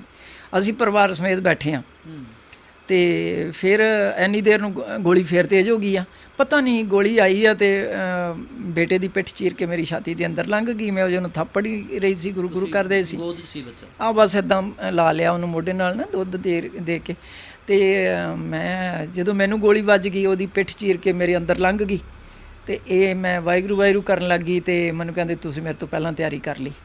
ਜਦੋਂ ਐ ਮਾੜਾ ਜਿਹਾ ਇਹਨਾਂ ਨੇ ਮੇਰੇ ਵੱਲ ਦੇਖਿਆ ਤੇ ਥੱਲੇ ਅਸਲਾ ਪਿਆ ਸੀਗਾ ਤੇ ਮੇਰੇ ਸਿਰ ਥੱਲੇ ਹੱਥ ਰੱਖ ਕੇ ਸਿੱਧਾ ਕੀਤਾ, ਇਹਨਾਂ ਦੀ ਪੁੜਪੁੜੀ 'ਚ ਗੋਲੀ ਵੱਜ ਗਈ। ਉਦੋਂ ਹੀ ਗੋਲੀ ਉੱਧਰ ਵੀ ਵੱਜ ਗਈ, ਇਹਨਾਂ ਦੀ ਪੁੜਪੁੜੀ 'ਚੋਂ ਗੋਲੀ ਆਰ ਪਾਰ ਹੋਈ ਤੇ ਬੇਟਾ, ਮੈਂ ਹੇਠਾਂ ਸੀਗੀ, ਮੇਰੀ ਛਾਤੀ ਤੇ ਬੇਟਾ ਤੇ ਉਸ ਵੇਲੇ ਹੀ ਪੂਰਾ ਹੋ ਗਿਆ ਤੇ ਸਿੰਘ ਸਾਹਿਬ ਮੇਰੇ ਸਿਰ ਤੇ ਡਿੱਗੇ। ਇਹਨਾਂ ਨੇ ਵੀ ਆਖਰੀ ਸਾਹ ਮੇਰੇ ਸਿਰ ਤੇ ਲਿਆ।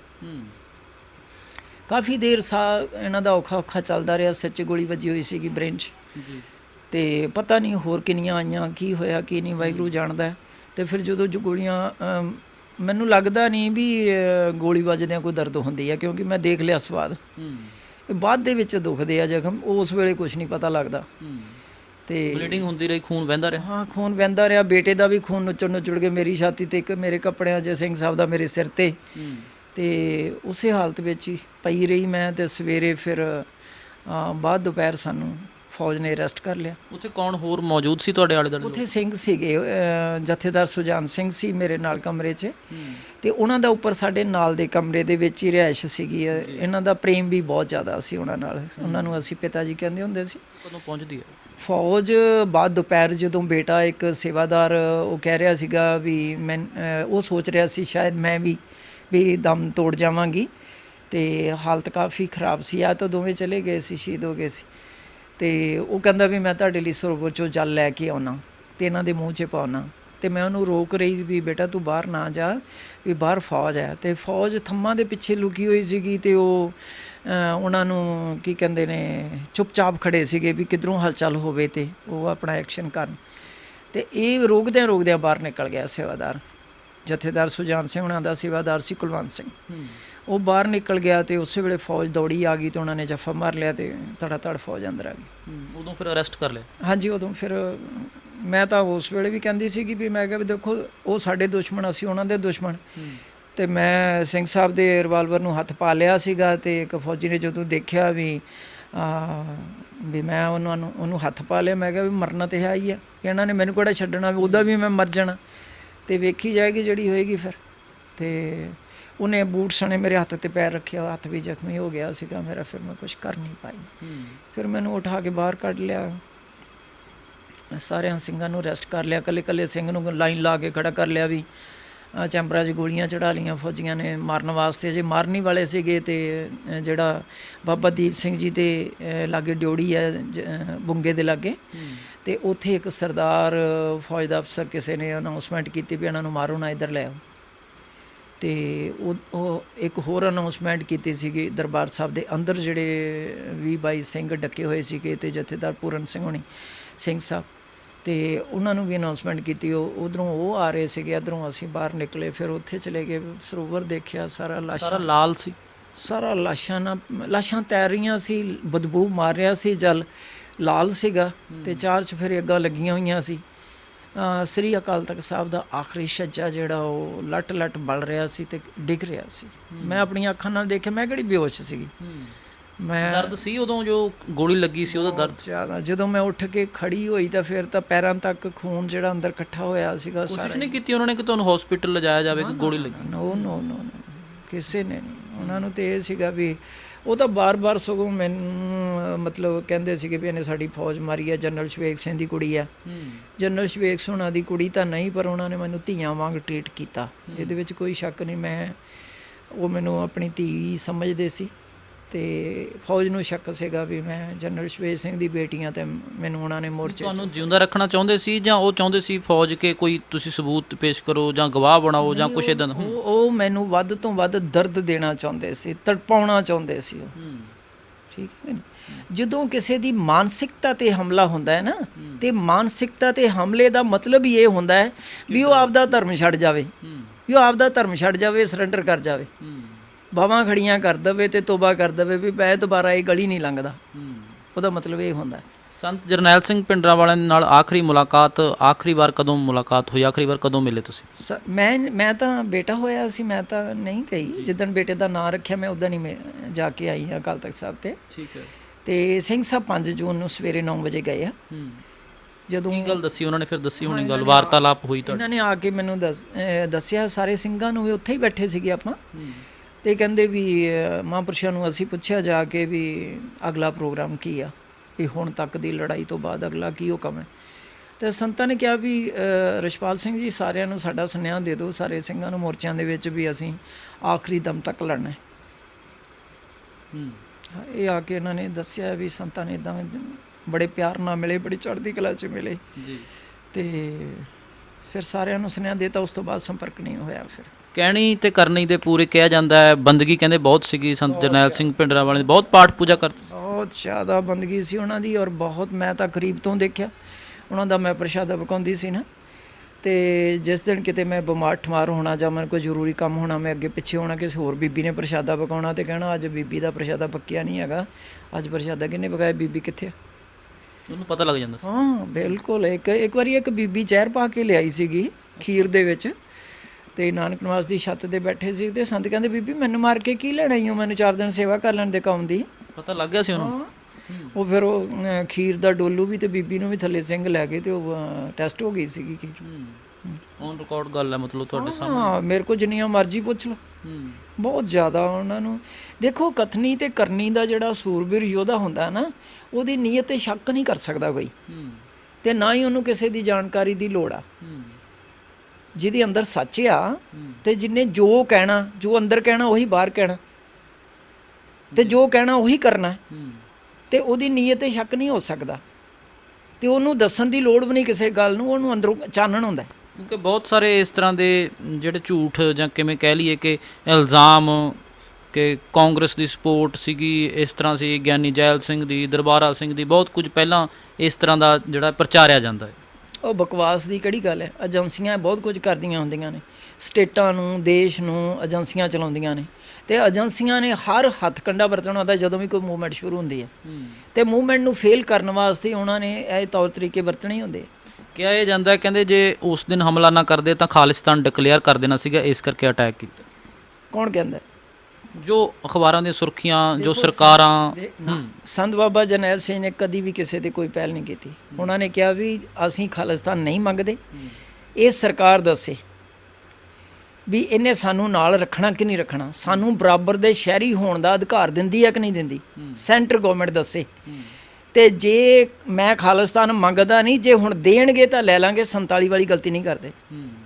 ਚਲੋ ਉਸ ਦਿਨ ਦੀ ਗੱਲ ਕਰਦੇ ਹਾਂ ਕਿ ਜਿਸ ਦਿਨ ਇਹ ਹੁੰਦਾ ਏ ਕਿ ਟੈਂਕਾਂ ਤੋਪਾਂ ਦੇ ਨਾਲ ਹਮਲਾ ਹੁੰਦਾ ਏ, ਤਾਂ ਜਿਹੜੀ ਆਮ ਸੰਗਤ ਹੈ, ਇੱਕ ਤਾਂ ਚਲੋ ਸਿੰਘ ਸੀਗੇ ਜਿਹੜੇ ਨਾਲ, ਤੁਸੀਂ ਸੀਗੇ, ਭਾਈ ਰਛਪਾਲ ਸਿੰਘ ਸੀਗੇ, ਭਾਈ ਅਮਰੀਕ ਸਿੰਘ, ਭਾਈ ਠਾਰਾ, ਹੋਰ ਬਹੁਤ ਸੀਗੇ ਜਿਹੜੇ, ਉਹ ਤਾਂ ਭਾਈ ਆਪਣਾ ਸੰਤ ਜਰਨੈਲ ਸਿੰਘ ਭਿੰਡਰਾਂਵਾਲਾ ਹੋਰਾਂ ਦੇ ਨਾਲ ਸੀਗੇ। ਇੱਕ ਸੰਗਤ ਮੱਥਾ ਟੇਕਣ ਆਈ ਹੋਈ ਸੀ, ਉਹਨਾਂ ਦੇ ਨਾਲ ਵਤੀਰਾ ਜਿਹੜਾ ਫੌਜ ਦਾ ਕਿਹਾ ਜਾ ਸੀ ਬਹੁਤ ਜ਼ਿਆਦਾ ਮਾੜਾ ਸੀ।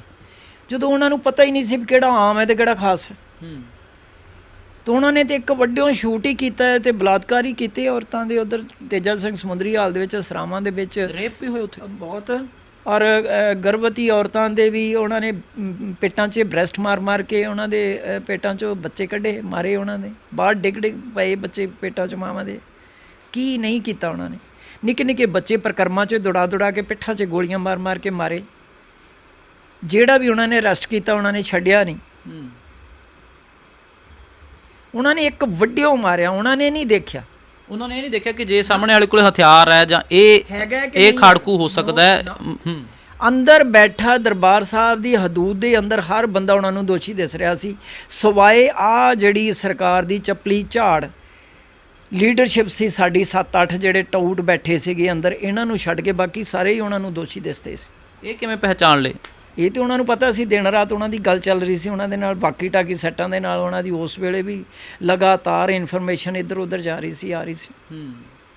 ਤੇ ਉਸ ਟਾਈਮ ਤੋਂ ਬਾਅਦ ਵੀ ਪੰਜਾਬ ਦੇ ਵਿੱਚ ਬਹੁਤ ਕਾਲਾ ਦੌਰ ਉਹਨੂੰ ਕਹਿ ਦਿੰਦੇ ਆ, ਕਿਉਂਕਿ ਵਧੀਕੀਆਂ ਬਹੁਤ ਰਹੀਆਂ ਪੁਲਿਸ ਦੀਆਂ। ਅਸੀਂ ਦੇਖਦੇ ਹਾਂ ਕਿ ਜਿਹੜੇ ਖਾੜਕੂ ਸਿੰਘ ਸੀਗੇ ਉਹਨਾਂ ਦੇ ਪਰਿਵਾਰਾਂ ਦੇ ਨਾਲ, ਪਰ ਜਿਹੜੀ ਤੁਸੀਂ ਗੱਲ ਕਰ ਰਹੇ ਹੋ ਉਹ ਬਹੁਤ ਜ਼ਰੂਰੀ ਹੈ ਜਿਹੜੀ, ਕਿਉਂਕਿ ਨਵੀਂ ਜਨਰੇਸ਼ਨ ਹੈ, ਬਹੁਤ ਵਾਰ ਪਤਾ ਨਹੀਂ ਲੱਗਦਾ ਹੈਗਾ ਕਿ ਇਹ ਕੁਝ ਵੀ ਹੋਇਆ, ਕਿਉਂਕਿ ਸਿੱਧੀ ਲੜਾਈ ਤਾਂ ਸਭ ਨੂੰ ਦਿਖਦੀ ਹੈ ਕਿ ਗੋਲੀਆਂ ਚੱਲੀਆਂ, ਉੱਧਰੋਂ ਗੋਲੀਆਂ ਚੱਲ ਪਈਆਂ, ਬਾਅਦ ਦੇ ਵਿੱਚ ਸ਼ਹਾਦਤਾਂ ਹੋ ਗਈਆਂ, ਪਰ ਜਿਹੜੀ ਗੱਲ ਕਿ ਬੀੜੀਆਂ, ਸਿਗਰਟਾਂ, ਸ਼ਰਾਬਾਂ, ਰੇਪ, ਇਸ ਤਰ੍ਹਾਂ ਦੀਆਂ ਗੱਲਾਂ ਜਿਹੜੀਆਂ ਨੇ, ਜਾਂ ਮਤਲਬ ਛੋਟੇ ਬੱਚਿਆਂ ਤੇ ਅਤਿਆਚਾਰ, ਠੀਕ ਹੈ ਸਾਨੂੰ ਪਤਾ ਲੱਗਿਆ ਕਿ ਬ੍ਰਸ਼ਟ ਵੱਜੇ, ਪਾਣੀ ਤੱਕ ਨਹੀਂ ਮੁਹੱਈਆ ਕਰਵਾਇਆ, ਮਤਲਬ ਖਾਣਾ ਪੀਣਾ ਤਾਂ ਮਿਲਣਾ ਹੀ ਕੀ ਸੀਗਾ ਉਹਨਾਂ 2-3 ਦਿਨਾਂ ਦੇ ਵਿੱਚ, ਚਾਹੇ ਸਰਾਵਾਂ ਦੇ ਵਿੱਚ ਲੋਕ ਸੀਗੇ ਜਾਂ ਮੱਥਾ ਟੇਕਣ ਆਏ ਹੋਏ ਲੋਕ ਸੀਗੇ ਉੱਥੇ। ਹੋਰ ਕੀ ਕੁਝ ਦੇਖਿਆ ਤੁਸੀਂ? ਹੋਰ ਮੈਂ 4 ਚਫੇਰੇ ਜਿਹੜਾ ਹੁਣ ਦੇਖੋ ਸਾਡਾ, ਇੱਕ ਤਾਂ ਸਾਡਾ ਸ੍ਰੀ ਅਕਾਲ ਤਖਤ ਸਾਹਿਬ ਉਹਨਾਂ ਨੇ ਢਾਤਾ, ਤੋਪਾਂ ਤੇ ਟੈਂਕਾਂ ਦੇ ਨਾਲ ਆਏ, ਜ਼ਰੂਰਤ ਹੈਗੀ ਸੀ ਉਹਦੀ, ਕਦੀ ਵੀ ਜ਼ਰੂਰਤ ਨਹੀਂ ਸੀ ਉਹਨਾਂ ਦੀ ਟੈਂਕਾਂ ਦੇ ਤੋਪਾਂ ਦੀ। ਉਹਨਾਂ ਨੂੰ ਇਹ ਸੀਗਾ ਵੀ ਇੱਕ ਤਾਂ ਕੌਮ ਦਾ ਆਗੂ ਟਾਰਗੇਟ ਕਰ ਲਿਆ ਉਹਨਾਂ ਨੇ, ਇੱਕ ਨਹੀਂ ਕੀਤਾ, ਉਦੋਂ ਤੋਂ ਹੀ ਲੈ ਕੇ ਬਾਬਾ ਦੀਪ ਸਿੰਘ ਵੀ ਟਾਰਗੇਟ ਕੀਤੇ, ਭਾਈ ਮਨੀ ਸਿੰਘ ਕੀਤੇ, ਗੁਰੂ ਅਰਜਨ ਦੇਵ ਜੀ ਨੂੰ ਤਤੀ ਤਵੀ ਤੇ ਬਿਠਾਇਆ, 6ਵੇਂ ਪਾਤਸ਼ਾਹ ਨੂੰ ਜੰਗਾਂ ਲੜਨੀਆਂ ਪਈਆਂ, ਤਾਂ ਹੀ ਮੀਰੀ ਤੇ ਪੀਰੀ ਦਾ ਸਿਧਾਂਤ ਜਿਹੜਾ ਹੋਂਦ ਵਿੱਚ ਆਇਆ। ਫਿਰ ਇਹਨਾਂ ਨੇ 550 ਸਾਲ ਦੀ ਦੁਸ਼ਮਣੀ ਇਹਨਾਂ ਨੇ ਕੱਢਣੀ ਸੀਗੀ, ਕਦੋਂ ਕਦਾ ਇਹ ਅੰਦਰ ਆਪਣੇ ਜ਼ਹਿਰ ਭਰਿਆ ਸੀ ਇਹਨਾਂ ਦੇ ਤੇ ਇਕੱਠਾ ਕਰ ਰਹੇ ਸੀਗੇ, ਤੇ ਕਦੋਂ ਨਹੀਂ ਇਹਨਾਂ ਨੇ ਮਤਲਬ ਸਿੱਖਾਂ ਦੇ ਜ਼ਖਮਾਂ ਦੇ ਉੱਤੇ ਨਮਕ ਛਿੜ ਗਿਆ। ਤੇ ਇਹਨਾਂ ਨੇ ਹਮੇਸ਼ਾ ਇਹ ਦੇਖਿਆ ਵੀ ਜਿੱਥੋਂ ਇਹਨਾਂ ਨੂੰ ਤਾਕਤ ਮਿਲਦੀ ਆ ਉਹੀ ਇਹਨਾਂ ਦਾ ਤਖਤ ਟਾਰਗੇਟ ਕੀਤਾ, ਉਹੀ ਇਹਨਾਂ ਨੇ ਜਥੇਦਾਰ ਟਾਰਗੇਟ ਕੀਤਾ। ਉਸ ਤੋਂ ਬਾਅਦ ਵੀ ਇਹਨਾਂ ਨੇ ਕਿਹੜਾ ਬਖਸ਼ਿਆ ਕੋਈ? ਭਾਈ ਗੁਰਦੇਵ ਸਿੰਘ ਕੌਂਕੇ ਨੂੰ ਨਹੀਂ ਮਾਰਿਆ। ਜਿਹੜਾ ਸੱਚ ਦਾ ਪਾਂਦੀ ਹੈ, ਸੱਚ ਦੇ ਮਾਰਗ ਦਾ ਪਾਂਦੀ ਹੈਗਾ, ਜਿਹੜਾ ਵੀ ਹੱਕ ਤੇ ਸੱਚ ਦੀ ਗੱਲ ਕਰਦਾ, ਜਿਹੜਾ ਆਪਣੇ ਹੱਕ ਮੰਗਦਾ, ਜਿਹੜਾ ਕਥਨੀ ਤੇ ਕਰਨੀ ਦਾ ਪੂਰਾ ਸੂਰਬੀਰ ਯੋਧਾ ਹੈ, ਸਾਡੀ ਕੌਮ ਦਾ ਹਰ ਆਗੂ ਇਹਨਾਂ ਨੇ ਟਾਰਗੇਟ ਕੀਤਾ। ਹੁਣ ਉੱਥੇ 3 ਚੀਜ਼ਾਂ ਟਾਰਗੇਟ ਕਰ ਲਈਆਂ ਉਹਨਾਂ ਨੇ, ਅਕਾਲ ਤਖਤ ਸਾਹਿਬ ਕਰ ਲਿਆ, ਸਾਡੀ ਸਿੱਖ ਮਾਨਸਿਕਤਾ ਕਰ ਲਈ, ਸਾਡੀ ਕੌਮ ਦਾ ਆਗੂ ਕਰ ਲਿਆ। ਠੀਕ ਹੈ, ਇਹ ਬਹੁਤ ਚੀਜ਼ਾਂ ਪ੍ਰਚਲਿਤ ਨੇ ਕਿ ਸੰਤ ਜਰਨੈਲ ਸਿੰਘ ਭਿੰਡਰਾਂ ਵਾਲਿਆਂ ਕੋਲ ਚਾਹੇ ਕੋਈ ਹਿੰਦੂ ਆਇਆ, ਚਾਹੇ ਕੋਈ ਹੋਰ ਗੈਰ ਧਰਮ ਦਾ ਬੰਦਾ ਆਇਆ, ਜਾਂ ਕੋਈ ਜਿਹੜਾ ਕਿਸੇ ਦੇ ਕੋਈ ਲੜਕੀ ਦਾ, ਜੇ ਕੋਈ ਪਰਿਵਾਰ ਦਾ, ਕੋਈ ਸਹੁਰੇ ਪਰਿਵਾਰ ਦੇ ਨਾਲ ਹੋਰ ਇਸ ਤਰ੍ਹਾਂ ਦੀ ਚੀਜ਼ਾਂ ਲੋਕ ਉਹਨਾਂ ਕੋਲ ਲੈ ਕੇ ਆਉਂਦੇ ਸੀਗੇ ਆਪਣੇ ਦੁੱਖ ਤਕਲੀਫਾਂ, ਤਾਂ ਉਹ ਸੌਟ ਆਊਟ ਕਰਦੇ ਸੀਗੇ। ਬਿਲਕੁਲ, ਰੋਜ਼ ਹੀ ਇਹ ਤਾਂ ਉੱਥੇ ਤਾਂ ਰੋਜ਼ ਹੀ ਤੇ ਦਰਬਾਰ ਲੱਗਦਾ ਰਿਹਾ ਨਿਆਂ ਦਾ, ਵੀ ਲੋਕਾਂ ਨੂੰ ਨਿਆਂ ਮਿਲਦਾ ਸੀ ਤਾਂ ਹੀ ਲੋਕ ਆਉਂਦੇ ਸੀ ਨਾ। ਜਦੋਂ ਉਹ ਸਟੇਜਾਂ 'ਤੇ ਵੀ ਤੇ ਅੰਦਰ ਵੀ ਬੈਠ ਕੇ ਇੱਕੋ ਗੱਲ ਕਹਿੰਦੇ ਸੀ, ਜਿਹੜਾ ਹਿੰਦੂ ਆਪਣੇ ਧਰਮ 'ਚ ਪੱਕਾ ਉਹ ਮੇਰਾ ਭਰਾ ਹੈ, ਜਿਹੜਾ ਮੁਸਲਮਾਨ ਈਸਾਈ ਆਪਣੇ ਧਰਮ 'ਚ ਪੱਕਾ ਉਹ ਮੇਰਾ ਭਰਾ ਹੈ। ਜਿਹੜੇ ਬੱਸਾਂ 'ਚੋਂ ਕੱਢ ਕੇ ਮਾਰੇ ਗਏ ਨੇ, ਵੱਖ-ਵੱਖ ਕਰਕੇ ਗੋਲੀਆਂ ਮਾਰੀਆਂ ਗਈਆਂ ਨੇ ਕਿ ਹਿੰਦੂਆਂ ਨੂੰ ਟਾਰਗੇਟ ਕੀਤਾ ਗਿਆ, ਉਹ ਕਿਸ ਨੇ ਕੀਤਾ? ਏਜੰਸੀਆਂ ਨੇ ਮਾਹੌਲ ਖ਼ਰਾਬ ਕਰਨ ਲਈ, ਤੇ 84 ਤੱਕ ਲੈ ਕੇ ਆਉਣ ਵਾਸਤੇ ਉਹ ਸਾਰਾ ਇਹਨਾਂ ਨੇ ਕਾਰਵਾਈਆਂ ਕੀਤੀਆਂ। ਉਹ ਜਾਣਬੁੱਝ ਕੇ ਬਣਾਇਆ ਗਿਆ, ਜਦ ਕਿ ਕਦੀ ਵੀ ਸੰਤ ਬਾਬਾ ਜਰਨੈਲ ਸਿੰਘ ਜੀ ਕਿਸੇ ਕਮਿਊਨਿਟੀ ਦੇ ਖਿਲਾਫ ਨਹੀਂ ਰਹੇ, ਹਰ ਧਰਮ ਦਾ ਸਤਿਕਾਰ ਕੀਤਾ ਉਹਨਾਂ ਨੇ। ਆਪਣੇ ਧਰਮ 'ਚ ਜਿਹੜਾ ਬੰਦਾ ਪੱਕਾ ਨਹੀਂ, ਉਹ ਦੂਜਿਆਂ ਦੇ ਧਰਮ ਦਾ ਵੀ ਸਤਿਕਾਰ ਨਹੀਂ ਕਰ ਸਕਦਾ। ਠੀਕ ਹੈ, ਜਿਹੜੀਆਂ ਅੱਜ ਹੁਣ ਅਸੀਂ ਦੇਖ ਰਹੇ ਹਾਂ, ਅੱਜ ਦੇ ਦੌਰ ਦੇ ਵਿੱਚ ਜਦੋਂ ਤੁਸੀਂ ਪੰਜਾਬ ਨੂੰ ਦੇਖਦੇ ਹੋ, ਤਾਂ ਸੰਤ ਜਰਨੈਲ ਸਿੰਘ ਭਿੰਡਰਾਂ ਵਾਲੇ ਜੇ ਅੱਜ ਹੁੰਦੇ, ਕੀ ਕੁਝ ਤੁਹਾਨੂੰ ਲੱਗਦਾ ਕਿ ਫ਼ਰਕ ਹੁੰਦਾ? ਅੱਜ ਬਿਲਕੁਲ ਫ਼ਰਕ ਹੁੰਦਾ। ਅੱਜ ਤੁਸੀਂ ਦੇਖ ਹੀ ਰਹੇ ਹੋ, ਜਨਮ ਤੋਂ ਲੈ ਕੇ ਧੀ ਤੇ ਮੌਤ ਤੱਕ 80, 90, 100 ਸਾਲ ਦੀ ਔਰਤ ਤੱਕ ਬਲਾਤਕਾਰ ਹੋ ਰਹੇ ਸੀ। ਇਹ ਕਰੋਨਾ ਕਰਕੇ ਥੋੜਾ ਠੱਲ ਜ਼ਰੂਰ ਪੈ ਗਈ ਆ, ਪਰ ਹਰ ਉਮਰ ਦੇ ਵਿੱਚ ਔਰਤ ਦਾ, ਧੀ ਭੈਣ ਦਾ ਬਲਾਤਕਾਰ ਹੋ ਰਿਹਾ ਸੀ। ਜਿੰਨੀ ਗੁੰਡਾਗਰਦੀ ਹੁਣ ਵਧੀ ਸੀਗੀ, ਇਹ ਕਦੀ ਪਹਿਲੇ ਸੀ? ਸੰਤ ਬਾਬਾ ਜਰਨੈਲ ਸਿੰਘ ਜੀ ਦੇ ਹੁੰਦਿਆਂ ਸੀ ਇਹ ਗੁੰਡਾਗਰਦੀ? ਚਾਹੇ ਕਿਸੇ ਹਿੰਦੂ ਦੀ ਧੀ ਦੇ ਨਾਲ ਵੀ ਧੱਕਾ ਹੁੰਦਾ ਸੀ, ਉੱਥੇ ਵੀ ਆਪਣੇ ਬੰਦੇ ਜਾਨ ਆਪਣੀ ਤਲੀ ਤੇ ਧਰ ਕੇ ਚਲੇ ਜਾਂਦੇ ਸੀਗੇ ਉਹਨਾਂ ਨੂੰ ਨਿਆਂ ਦਿਵਾਉਣ ਵਾਸਤੇ। ਅੱਜ ਤਾਂ ਸਾਰਾ ਕੁਝ ਨੈੱਟ ਤੇ ਪਿਆ ਆ, ਕੀ ਨਹੀਂ ਪਤਾ ਜੀ। ਉਹਨਾਂ ਨੇ ਕਦੀ ਕਿਸੇ ਨਾਲ ਬੇਨਿਆਈ ਨਹੀਂ ਕੀਤੀ। ਉਹਨਾਂ ਨੇ ਬਾਰ-ਬਾਰ ਕਿਹਾ ਵੀ ਮੇਰੀ ਕਿਸੇ ਨਾਲ ਕੋਈ ਨਾਰਾਜ਼ਗੀ ਨਹੀਂ, ਮੇਰੀ ਕਿਸੇ ਨਾਲ ਕੋਈ ਲੜਾਈ ਨਹੀਂ, ਕਿਸੇ ਕਮਿਊਨਿਟੀ ਨਾਲ ਨਹੀਂ, ਕਿਸੇ ਜਾਤ ਪਾਤ ਨਾਲ ਨਹੀਂ, ਕਿਸੇ ਹੋਰ ਨਾਲ ਨਹੀਂ, ਮੇਰੀ ਲੜਾਈ ਸੈਂਟਰ ਗਵਰਨਮੈਂਟ ਨਾਲ ਹੈ। ਤੁਸੀਂ ਕਹਿੰਦੇ ਹੋ ਕਿ ਦੂਜੇ ਦਰਜੇ ਦਾ ਸ਼ਹਿਰੀ ਮੰਨਿਆ ਜਾਂਦਾ ਸਿੱਖ ਨੂੰ, ਤੁਹਾਨੂੰ ਕਿਉਂ ਲੱਗਦਾ ਇਸ ਤਰ੍ਹਾਂ? ਕਿ ਉਹ ਸਾਡਾ ਧੱਕਾ ਹੈ। ਸਾਨੂੰ ਜੇ ਸਾਨੂੰ ਕੀ ਕਹਿੰਦੇ ਨੇ ਆਪਣਾ ਧਾਰਮਿਕ ਚਿੰਨ੍ਹ ਹੀ ਸਾਡੇ ਸੇਫ ਨਹੀਂ ਹੈਗੇ, ਸਾਡਾ ਗੁਰੂ ਗ੍ਰੰਥ ਹੀ ਸੇਫ ਨਹੀਂ ਹੈਗਾ, ਤੇ ਫਿਰ ਅਸੀਂ ਗੁਲਾਮ ਨਹੀਂ ਤੇ ਹੋਰ ਕੀ ਆ। ਜਿਸ ਕੌਮ ਦਾ ਧਾਰਮਿਕ ਗ੍ਰੰਥ ਹੀ ਜਿਹੜਾ ਉਹ ਸੇਫ ਨਾ ਹੋਵੇ ਤੇ ਫਿਰ ਇਸ ਤੋਂ ਵੱਡੀ ਗੁਲਾਮੀ ਹੋਰ ਕੀ ਹੋ ਸਕਦੀ। ਕਿਸ ਨੂੰ ਜ਼ਿੰਮੇਵਾਰ ਠਹਿਰਾਉਂਦੇ ਹੋ ਤੁਸੀਂ ਜੋ ਸਾਕਾ ਨੀਲਾ ਤਾਰਾ ਕਹਿ ਲਈਏ ਜਾਂ ਹਮਲਾ ਹੋਇਆ ਸ਼੍ਰੀ ਅਕਾਲ ਤਖਤ ਸਾਹਿਬ ਤੇ? ਦੇਖੋ ਇਹਦੇ ਵਿੱਚ ਸੈਂਟਰ ਗਵਰਨਮੈਂਟ ਵੀ ਦੋਸ਼ੀ ਆ, ਤੇ ਜਿਹੜੇ ਅੰਦਰ ਕੌਮ ਦੇ ਜਿਹੜੇ ਸਿੱਖ ਬਾਣੇ ਦੇ ਵਿੱਚ ਜਿਹੜੇ ਚੱਪਲੀ ਝਾੜ ਉਹਦੇ ਸਿੱਖ ਜਿਹੜੇ ਇੱਥੇ ਬੈਠੇ ਸੀ ਟਾਊਟ, ਜਿਹੜੇ ਦੋ ਕੌਡੀ ਦੀਆਂ ਜਥੇਦਾਰੀਆਂ ਵਾਸਤੇ ਤੇ ਪ੍ਰਧਾਨਗੀਆਂ ਦੀ ਖਾਤਰ ਤੇ ਚੀਫ ਮਿਨਿਸਟਰੀਆਂ ਦੀ ਖਾਤਰ ਜਿਨ੍ਹਾਂ ਨੇ ਸੰਤ ਬਾਬਾ ਜਰਨੈਲ ਸਿੰਘ ਜੀ ਤੇ ਉਹਨਾਂ ਦੇ ਸੰਗੀ ਸਾਥੀ ਸਾਰੇ ਕੌਮ ਨੂੰ ਐਡੇ ਵੱਡੇ ਜ਼ਖਮ ਦਿੱਤੇ, ਅਕਾਲ ਤਖਤ ਸਾਹਿਬ ਢਾਇਆ ਢੇਰੀ ਕਰਵਾਉਣ ਵਾਸਤੇ ਉਹਨਾਂ ਨੂੰ ਚਿੱਠੀਆਂ ਪਾ ਕੇ ਸੱਦਿਆ, ਉਹ ਇੰਦਰਾ ਗਾਂਧੀ ਨਾਲੋਂ ਵੀ ਵੱਡੇ ਦੋਸ਼ੀ ਨੇ। ਅੱਜ ਹੁਣ 2020 ਦੀ ਗੱਲ ਚੱਲ ਰਹੀ ਹੈ, ਗੁਰਪਤਵੰਤ ਸਿੰਘ ਪੰਨੂ ਰਿਕਾਰਡਡ ਕਾਲ ਆਉਂਦੀ ਆ ਕਿ ਸ਼੍ਰੀ ਅਕਾਲ ਤਖਤ ਸਾਹਿਬ ਤੇ ਪਹੁੰਚੋ, ਸੰਤ ਜਰਨੈਲ ਸਿੰਘ ਭਿੰਡਰਾਂਵਾਲੇ ਦੀਆਂ ਟੀ-ਸ਼ਰਟਾਂ ਪਾਓ, ਖਾਲਿਸਤਾਨ ਜਿੰਦਾਬਾਦ ਦੇ ਨਾਅਰੇ ਲਾਓ। ਰੈਫਰੈਂਡਮ 2020 ਨੂੰ ਤੁਸੀਂ ਕਿਵੇਂ ਦੇਖਦੇ? ਦੇਖੋ ਉਹ ਖਾਲਿਸਤਾਨ ਦੇ ਨਾਅਰੇ ਮਾਰਨ ਜਾਂ ਉਹ ਪੂਰਨ ਆਜ਼ਾਦੀ ਦੀ ਗੱਲ ਕਰਨ ਜਾਂ ਸਿੱਖਾਂ ਦੇ ਹੱਕਾਂ ਦੀ ਗੱਲ ਕਰਨ, ਜਿਹੜਾ ਵੀ ਜਿੰਨੇ ਜੋਗਾ ਹੈਗਾ ਉਹ ਆਪਦਾ ਕੰਮ ਕਰੇ। ਸੰਤ ਬਾਬਾ ਜਰਨੈਲ ਸਿੰਘ ਜੀ ਕਹਿੰਦੇ ਹੁੰਦੇ ਸੀ, ਜਿੰਨਾ ਕਿਸੇ ਦੀਆਂ ਲੱਤਾਂ ਭਾਰ ਝੱਲਦੀਆਂ ਉਹਨਾਂ ਉਹਦੇ ਸਿਰ ਤੇ ਪੰਡ ਧਰੋ, ਉਹਨੂੰ ਗਦਾਰ ਕਹਿ ਕੇ ਨਾ ਮਾਰੋ। ਤੇ ਜੇ ਸਰਕਾਰ ਹੱਕ ਨਹੀਂ ਦੇਗੀ, ਸਰਕਾਰ ਨਹੀਂ ਸੁਣੇਗੀ, ਸਾਨੂੰ ਨਿਆਂ ਨਹੀਂ ਮਿਲੇਗਾ, ਜਸਟਿਸ ਤਾਂ ਸਾਡੇ ਵਾਸਤੇ ਖਤਮ ਹੈ ਇਸ ਧਰਤੀ ਦੇ ਉੱਤੇ। ਅਸੀਂ ਜੇ ਬੇਚੈਨ ਆ, ਅਸੀਂ ਦਰਦ 'ਚ ਜੀ ਰਹੇ ਹਾਂ, ਇੰਨੇ ਸਾਲ ਹੋ ਗਏ ਨੇ, 1.5-2 ਲੱਖ ਬੰਦਾ ਮਰ ਗਿਆ ਸਾਡਾ, ਤੇ ਸਾਡੇ ਗੁਰਦੁਆਰਿਆਂ ਦੇ ਵਿੱਚ ਵੀ ਇਹਨਾਂ ਨੇ ਮਤਲਬ ਸਾਡੀ ਧਾਰਮਿਕ ਜਿਹੜੀ ਕੀ ਕਹਿੰਦੇ ਨੇ ਆਜ਼ਾਦੀ ਦੇ ਉੱਤੇ ਵੀ ਇਹਨਾਂ ਨੇ ਕਬਜ਼ਾ ਕਰ ਲਿਆ, ਤੇ ਉਹ ਵੀ ਸਾਡੀ ਇਹਨਾਂ ਨੇ ਕਮਜ਼ੋਰ ਕਰਤੀ ਆ, ਤੇ ਇੰਨਾ ਹਾਵੀ ਹੋ ਗਏ ਨੇ। ਤਾਂ ਫਿਰ ਕੋਈ ਕਿਸੇ ਤਰ੍ਹਾਂ ਵੀ ਕੋਈ ਵੀ ਤਰੀਕਾ ਅਪਣਾ ਸਕਦਾ। ਭਾਰਤੀ ਲੋਕਤੰਤਰ 'ਚ ਵਿਸ਼ਵਾਸ ਰੱਖਦੇ ਹੋ ਤੁਸੀਂ? ਨਹੀਂ, ਭਾਰਤੀ ਲੋਕਤੰਤਰ ਦੇ ਵਿੱਚ ਕਾਹਦਾ ਵਿਸ਼ਵਾਸ ਹੈ ਜੇ ਸਾਨੂੰ ਨਿਆਂ ਹੀ ਨਹੀਂ ਮਿਲ ਰਿਹਾ। ਤੇ ਜੇ ਨਿਆਂ ਹੋਵੇ ਤਾਂ ਹੀ ਵਿਸ਼ਵਾਸ ਹੈ ਨਾ। ਇਹ ਤਾਂ ਫਿਰ ਘਰ ਦੇ ਵਿੱਚੋਂ ਵੀ ਜੇ ਮਾਂ-ਬਾਪ ਸਾਰੇ ਬੱਚਿਆਂ ਨਾਲ ਨਿਆਂ ਨਹੀਂ ਕਰਦਾ ਤੇ ਉਹ ਵੀ ਬਾਗੀ ਹੋ ਜਾਂਦੇ ਨੇ। ਤੇ ਬਗਾਵਤ ਜਿਹੜੀ ਆ ਉਹ ਜ਼ੁਲਮ 'ਚੋਂ ਜਨਮ ਲੈਂਦੀ ਆ। ਆਪਣੇ ਅਧਿਕਾਰਾਂ ਦੀ ਲੜਾਈ ਸੀਗੀ, ਜਿਹੜੀ ਹੱਕਾਂ ਦੀ ਲੜਾਈ ਸੀਗੀ, ਅੱਜ ਵੀ ਹੈ। ਉਦੋਂ ਵੀ ਸਾਡੀ ਹੱਕਾਂ ਦੀ ਲੜਾਈ ਸੀ, ਅੱਜ ਵੀ ਸਰਕਾਰ ਸਾਡੇ ਹੱਕ ਸਾਨੂੰ ਦੇਵੇ। ਅਸੀਂ ਇਹ ਦੇਸ਼ ਆਜ਼ਾਦ ਕਰਵਾਇਆ।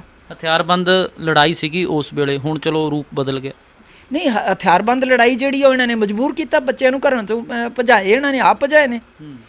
ਪੁਲਿਸ ਦੇ ਟਾਊਟ ਏਜੰਸੀਆਂ ਦੇ ਬੰਦੇ ਇਹਨਾਂ ਨੇ ਵਿੱਚ ਵਾੜ ਕੇ ਉਹਨਾਂ ਨੂੰ ਘਰਾਂ ਚੋਂ ਭਜਾ ਕੇ ਚੁੱਕ ਮਾਰੇ ਨੇ ਸਾਰੇ। ਕਿਹੜੀ ਮਾਂ ਚਾਹੁੰਦੀ ਆ ਵੀ ਮੇਰਾ ਬੱਚਾ ਅਣਿਆਈ ਮੌਤੇ ਮਰੇ? ਕਿਉਂਕਿ ਅਸੀਂ ਦੇਖਦੇ ਹਾਂ ਕਿ ਤੁਸੀਂ ਖੁਦ ਵੀ ਗੁਰਦਾਸਪੁਰ ਵਾਲੇ ਪਾਸੇ ਨਾਲ ਤਾਲੁਕ ਰੱਖਦੇ ਹੋ। ਗੁਰਦਾਸਪੁਰ, ਤਰਨਤਾਰਨ ਜਿਹੜੀ ਉਹ ਬੈਲਟ ਹੈ, ਜਿਹੜੀ ਮਾਝੇ ਦੀ ਅਸੀਂ ਕਹਿੰਦੇ ਹਾਂ, ਉੱਥੇ ਤਾਂ ਹੁਣ ਵੀ ਫੋਟੋਆਂ ਟੰਗੀਆਂ ਹੋਈਆਂ ਨੇ। ਇੰਨੀਆਂ ਇੱਕ ਪੀੜ੍ਹੀ ਜਿਹੜੀ ਆ ਉਸ ਦੇ ਵਿੱਚ ਚਲੇ ਗਈ। ਨਹੀਂ, ਇੱਕ ਪੀੜ੍ਹੀ ਨੇ 2 ਪੀੜ੍ਹੀਆਂ ਮਾਰਤੀਆਂ ਸਾਡੀਆਂ। 2 ਪੀੜ੍ਹੀਆਂ ਮਾਰਤੀਆਂ। ਇੱਕ ਪੀੜ੍ਹੀ ਤਾਂ ਖੜਕੂਬਾਦ ਦੇ ਇੱਕ ਦੇਖੋ ਸਾਡੀ ਸਾਰੀ ਲੀਡਰਸ਼ਿਪ ਇਹਨਾਂ ਨੇ 84 'ਚ ਮਾਰਤੀ। B ਕੈਟਾਗਰੀ ਜਿਹੜੀ ਉਹ ਜੇਲ੍ਹਾਂ 'ਚ ਚਲੀ ਗਈ, ਜੇਲ੍ਹਾਂ 'ਚ ਰੁਲ ਗਈ। C ਕੈਟਾਗਰੀ ਜਿਹੜੀ ਸੀ ਉਹ ਬਚ ਗਈ, ਤੇ ਉਹਦੇ ਵਿੱਚੋਂ ਲੀਡਰਸ਼ਿਪ ਸੀਗੀ ਉਹ ਸਾਰੀ ਉਹਨਾਂ ਨੇ ਮਗਰੋਂ ਕੰਮ ਚਲਾਇਆ। ਉਹਨਾਂ ਦੇ ਬੱਚਿਆਂ ਨੂੰ ਭਜਾ ਕੇ ਇਹਨਾਂ ਨੇ ਖੜਕੂ ਬਣਾਤਾ। ਇੱਕ ਪੀੜ੍ਹੀ ਉਹ ਮਾਰਤੀ, ਹੁਣ ਤੀਸਰੀ ਪੀੜ੍ਹੀ ਜਿਹੜੀ ਆ ਉਹ ਨਸ਼ਿਆਂ ਦੀ ਆਦੀ ਹੋ ਗਈ। ਨਸ਼ਾ ਦੇਖਦੇ ਹੋ ਪੰਜਾਬ ਦਾ ਭਵਿੱਖ ਹੁਣ? ਨਹੀਂ, ਨਸ਼ਿਆਂ ਦਾਅ 'ਤੇ ਲੱਗਾ ਹੋਇਆ। ਪੰਜਾਬ ਦਾ ਭਵਿੱਖ ਤੇ ਦਾਅ 'ਤੇ ਲੱਗਾ ਹੋਇਆ। ਕਿਸੇ ਆਗੂ ਦੀ ਲੋੜ ਹੈ ਪੰਜਾਬ ਨੂੰ ਹਾਲੇ? ਬਿਲਕੁਲ, ਪੰਜਾਬ ਦੇ ਵਿੱਚ ਸੱਚੇ ਸੁੱਚੇ ਤੇ ਕਮਿਟਡ ਸਿੱਖ ਦੀ ਆਗੂ ਦੀ ਲੋੜ ਹੈਗੀ ਹੈ, ਜਿਹੜਾ ਕਰਨੀ ਤੇ ਕਥਨੀ ਦਾ ਪੂਰਾ ਹੋਵੇ, ਜਿਹੜਾ ਗੁਰੂ ਦੇ ਪੈਚੇ ਜੀਂਦਾ ਹੋਵੇ, ਸਾਰੇ ਧਰਮਾਂ ਦਾ ਸਤਿਕਾਰ ਕਰਦਾ ਹੋਵੇ, ਆਪਣੇ ਧਰਮ ਦੇ ਵਿੱਚ ਪੱਕ ਹੋਵੇ।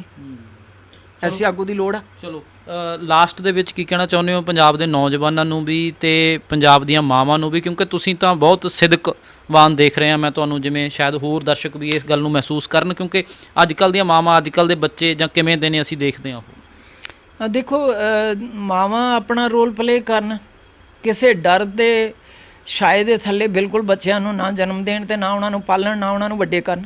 ਉਹਨਾਂ ਨੂੰ ਜਨਮ ਤੋਂ ਸਿਖਾਉਣ ਵੀ ਮੌਤ ਕੋਈ ਦੁੱਖਦਾਈ ਘਟਨਾ ਨਹੀਂ ਹੈਗੀ। ਜਦੋਂ ਲਿਖੀ ਜਿਸ ਘੜੀ ਜਿਸ ਜਗ੍ਹਾ ਲਿਖੀ ਆਉਣੀ ਆ, ਅਵਸ਼ ਆਉਣੀ ਆ, ਤੇ ਪਹਿਲਾਂ ਮਰਨਾ ਮਨਜ਼ੂਰ ਕਰਨਾ ਹੈ। ਪਹਿਲਾਂ ਮਹਾਰਾਜ ਕਹਿੰਦੇ ਮਰਨ ਲਿਖਾਏ ਤਾਂ ਮੰਡਲ ਮੈਂ ਆਏ। ਮਰਨਾ ਪਹਿਲਾਂ ਲਿਖਿਆ ਗਿਆ ਹੈ ਤੇ ਜੀਵਨ ਬਾਅਦ 'ਚ ਮਿਲਿਆ, ਤੇ ਜਿੰਨਾ ਜੀਵਨ ਮਿਲਿਆ ਉਨਾ ਹੀ ਭੁਗਣਾ ਹੈ। ਤੇ ਡਰ ਕਿਹੜੀ ਗੱਲ ਦਾ? ਜਿਹੜਾ ਸਿੱਖ ਦੇ ਘਰ ਜਨਮ ਲੈ ਕੇ ਸਿੱਖ ਨਹੀਂ ਰਹਿ ਸਕਦਾ, ਮੈਂ ਕਹਿੰਦੀ ਹਾਂ ਸਭ ਤੋਂ ਵੱਡਾ ਦਰਦ ਇਹ ਆ ਸਾਡੇ ਲਈ, ਸਾਡੀ ਕੌਮ ਲਈ। ਤੇ ਹਿੰਦੂ ਹੈ ਆਪਣੇ, ਠੀਕ ਹੈ, ਉਹਨੂੰ ਜਿੱਥੇ ਜਨਮ ਮਿਲਿਆ ਜਿਸ ਧਰਮ ਦੇ ਵਿੱਚ ਪਰਪੱਕ ਰਵੇ, ਈਸਾਈ ਆਪਣੇ ਧਰਮ 'ਚ ਪਰਪੱਕ ਰਵੇ, ਮੁਸਲਮਾਨ ਆਪਣੇ 'ਚ ਰਵੇ, ਤੇ ਸਿੱਖ ਕੌਮ ਨੇ ਜੇ ਆਪਣੀ ਹੋਂਦ ਬਰਕਰਾਰ ਰੱਖਣੀ ਹੈ, ਦੁਨੀਆ ਦੇ ਨਕਸ਼ੇ ਦੇ ਉੱਤੇ ਆਪਣਾ ਅਣਖ ਤੇ ਗੈਰਤ ਦੇ ਨਾਲ ਜ਼ਿੰਦਗੀ ਜਿਉਣੀ ਹੈ, ਤੇ ਆਪਣੇ ਬੱਚਿਆਂ ਨੂੰ ਜਿਹੜਾ ਗਾਈਡ ਕਰਨ, ਬੱਚਿਆਂ ਨੂੰ ਕਿਤਾਬਾਂ ਫੜਾਉਣ, ਬੱਚਿਆਂ ਨੂੰ WhatsApp ਤੋਂ, Facebook ਤੋਂ, ਜਿਹੜਾ TikTok ਤੋਂ ਜਿਹੜੇ ਉੱਥੇ ਹੀਰੋ ਬਣੇ ਹੋਏ ਨੇ ਤੇ ਵੱਡੇ ਉਹ ਘੁਲਾਟੀਏ ਬਣੇ ਹੋਏ ਨੇ, ਉਹ ਚੀਜ਼ ਤੋਂ ਮੋੜ ਕੇ ਉਹਨਾਂ ਦੇ ਹੱਥਾਂ 'ਚ ਕਿਤਾਬਾਂ ਤੇ ਕਲਮਾਂ ਦੇਣੀਆਂ ਚਾਹੀਦੀਆਂ ਤੇ ਉਹਨਾਂ ਨੂੰ ਧਰਮ ਗ੍ਰੰਥ ਪੜ੍ਹਾਉਣੇ ਚਾਹੀਦੇ ਆ, ਇਤਿਹਾਸ ਪੜ੍ਹਾਉਣਾ ਅੱਜ ਤਾਂ ਅਸੀਂ ਦੇਖਦੇ ਹਾਂ ਕਿ ਜੇ ਸਾਹਿਤ ਵੀ ਉਹਨਾਂ ਦਾ ਕਿਸੇ ਤੋਂ ਬਰਾਮਦ ਹੋ ਜਾਵੇ, ਜੇ ਟੀ-ਸ਼ਰਟਾਂ ਵੀ ਹੋ ਜਾਣ ਤਾਂ ਵੀ ਪਰਚੇ ਹੋ ਜਾਂਦੇ ਨੇ।